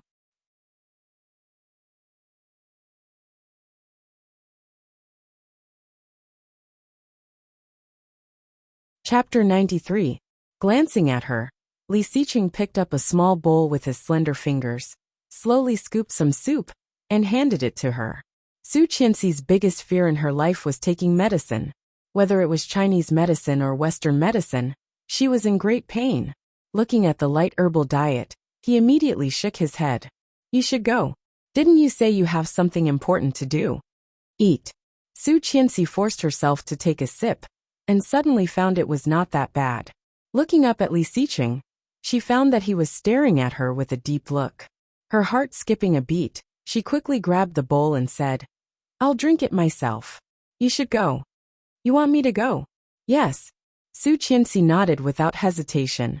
If he did not go, how could she throw away the food? However, seeing his deep gaze, she immediately changed her mind. You are so busy at the company, and you still have to come to see me. You must be too busy. I'm just being considerate. Oh, Li Siqing had an icy look on his face. When you finish, I will go. No way. I can't finish it. There's too much here. It will take a long time to finish. It's okay. Take your time. You're so busy. You should go first. You don't want to eat. Well, Su Qianxi was seen through and blushed. It's terrible. Herbal diet is good for the body. Then go somewhere else. What do you want to eat? What are you going to buy? I'll order takeout. Su Qianxi felt a bit regretful. She thought he was going to buy food for her. Forget it. That will take a long time. I'll just eat. Su Qianxi looked at the food, frowned, and drank a big bowl of soup. After picking some dishes, there was still 3/4 of the food left. Are you full? No. I can't eat any more. Su Qianxi blinked pitifully, looking like a wife who had been abused. Qian, look what I brought for you. Lu Yihan's voice came in, but he soon paused. Hey, Mr. Li is here too. Lu Yihan said, just in time. Let's eat together. I made a lot of food that Qianqian likes. Qianqian? How affectionate. Moreover, even he didn't know what his wife liked to eat. So how could this pretty boy know so well? Lu Yihan opened the lid, and Li Xiqing's eyes darkened. Was that a homemade lunchbox? Su Qianxi's eyes immediately lit up. Smelling the air, she almost drooled. Shredded chicken, sweet and sour pork ribs. Your nose is so sensitive? Lu Yihan came over, and saw that she had only eaten a little. He looked sympathetic. No wonder. Li Xiqing looked at the plates he took out. There were some home-cooked dishes on them. Although they were simple, they looked and smelled good. It smells so good. Chef Lu's culinary skills are getting better and better. That's right. Do you think I've always been like you? It was just a joke, but it sounded different to Li Xiqing's ears. Heh, they were flirting in front of him? Li Xiqing's eyes darkened. The volcano in his heart was on the verge of erupting. Thinking of the divorce agreement he had signed, he was even more furious, but it was stuck in his heart. He had signed the agreement and decided to let them be, hadn't he?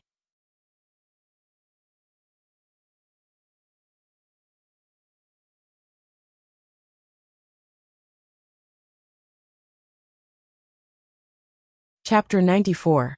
Not qualified. Lu Yihan's previous understanding of Li Xiqing was only based on rumors. Now feeling the obvious coldness around him, he couldn't help but be a bit surprised. He handed Li Xiqing a bowl and chopsticks. You haven't eaten yet, right? Let's eat together. Seeing the bright smile on his face, Li Xiqing suddenly felt suffocated. Glancing at him, he stood up and walked toward the door of the ward. No response was Li Xiqing's unique response. Lu Yihan was secretly shocked. Your husband's temper is a bit strange. Su Qianxi smiled and did not answer. She quickly changed the topic. However, what neither of them noticed was that there was a slim shadow at the door, holding up a phone and taking a picture of them eating. Silently. After staying in the hospital for 2 days, Su Qianxi was discharged. For the convenience of taking care of her, Captain Li asked Su Qianxi to live in the old house. In less than 2 days, the elders of the Li family came one after another. All of them came to take a look, and brought all kinds of gifts, which piled up into a small mountain. At the same time, she also heard all kinds of condolences. But at the same time, she also felt the coldness of the world. In her previous lifetime, when she had a miscarriage, no one cared at all. There were even a lot of people on Tang Minjing's side, scolding her with sarcasm and contempt. Now it was still the same group of people, but their faces had changed a lot. For half a month, Su Qianxi had been staying in the old house, occasionally talking to Mrs. Li, playing cards, and sometimes playing chess with Grandpa. However, in this half a month, Li Xiqing did not show up even once. When Grandpa called to question him, he said, busy with work. Such a perfect excuse. Grandpa could not refute, only warning him to come back to see Su Qianxi more often. Su Qianxi felt a bit regretful. The hope that had been revived a few days ago gradually brightened. After the pregnancy, Su Qianxi asked to move back to the house in the city. However, after returning to the house, Li Xiqing was still nowhere to be seen, which made Su Qianxi feel a bit frustrated. It started again, exactly the same as in her previous lifetime. Busy. He always had work to do. However, this was Li Xiqing, wasn't it? She thought too much and thought too highly of herself. He rested at home for 2 more days, and on the 3rd day, he received a call from Lin Wanting. He glanced at the date. August 8th, the day of the class reunion. Hello, Qianxi? Yes. Great, I got in touch with you. I heard that you haven't been feeling well recently. Are you feeling better now? TSK, how hypocritical. Lin Wanting was famous for being narrow-minded. Last time, she and Yu Lily made her look like that. How could Lin Wanting talk to her like that? If it was the old Su Qianxi, she would have believed it, but now? Yes. There's a class reunion tonight. Where are you?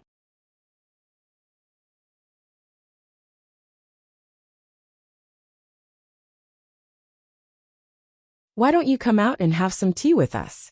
If you have something to say, just say it. On the other side of the phone, Lin Wanting gritted her teeth in anger. How dare Su Qianxi talk to her like that? But he had to endure it.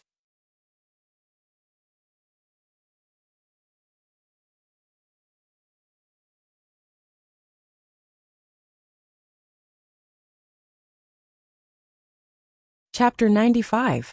1 million. How dare she? Su Qianxi sneered over the phone. Are you crazy for money? Even if she had that much money, she would not give it to her so easily. Lin Wanting had expected that. Hesitating, she said, I know you have changed your mind about me because of you, Lily, but I still want to tell you that I am still the old Lin Wanting. I really cherish you as a friend. Why don't we go back to the way we used to be? Like before? Being played around like a fool? Su Qianxi chuckled and shook her head, not saying anything. I saw through Lu Ainan's plan. She wanted to set you up with her cousin tonight. Oh, and then? Su Qianxi did not show much emotion and replied.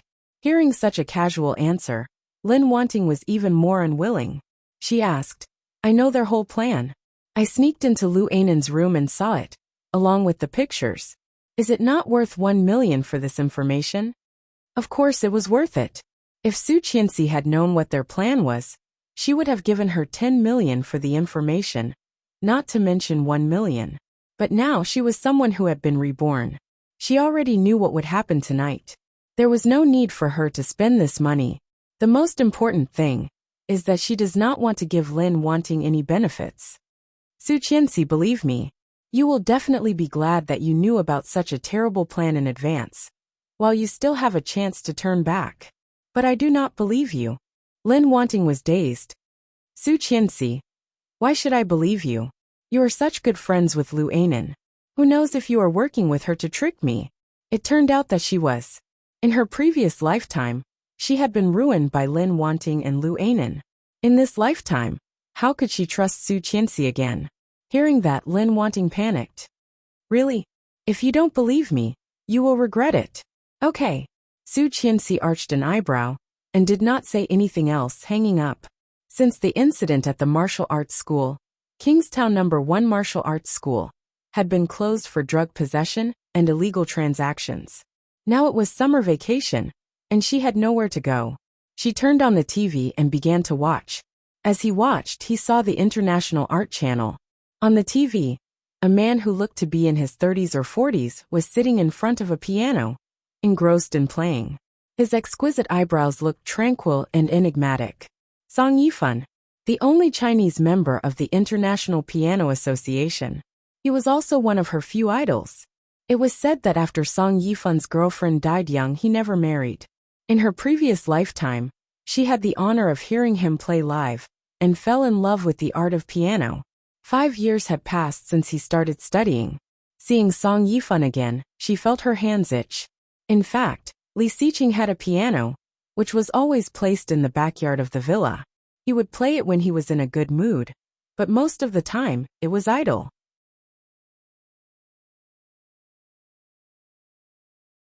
Walking to the backyard, Su Qianxi immediately saw a canopy made of wisteria.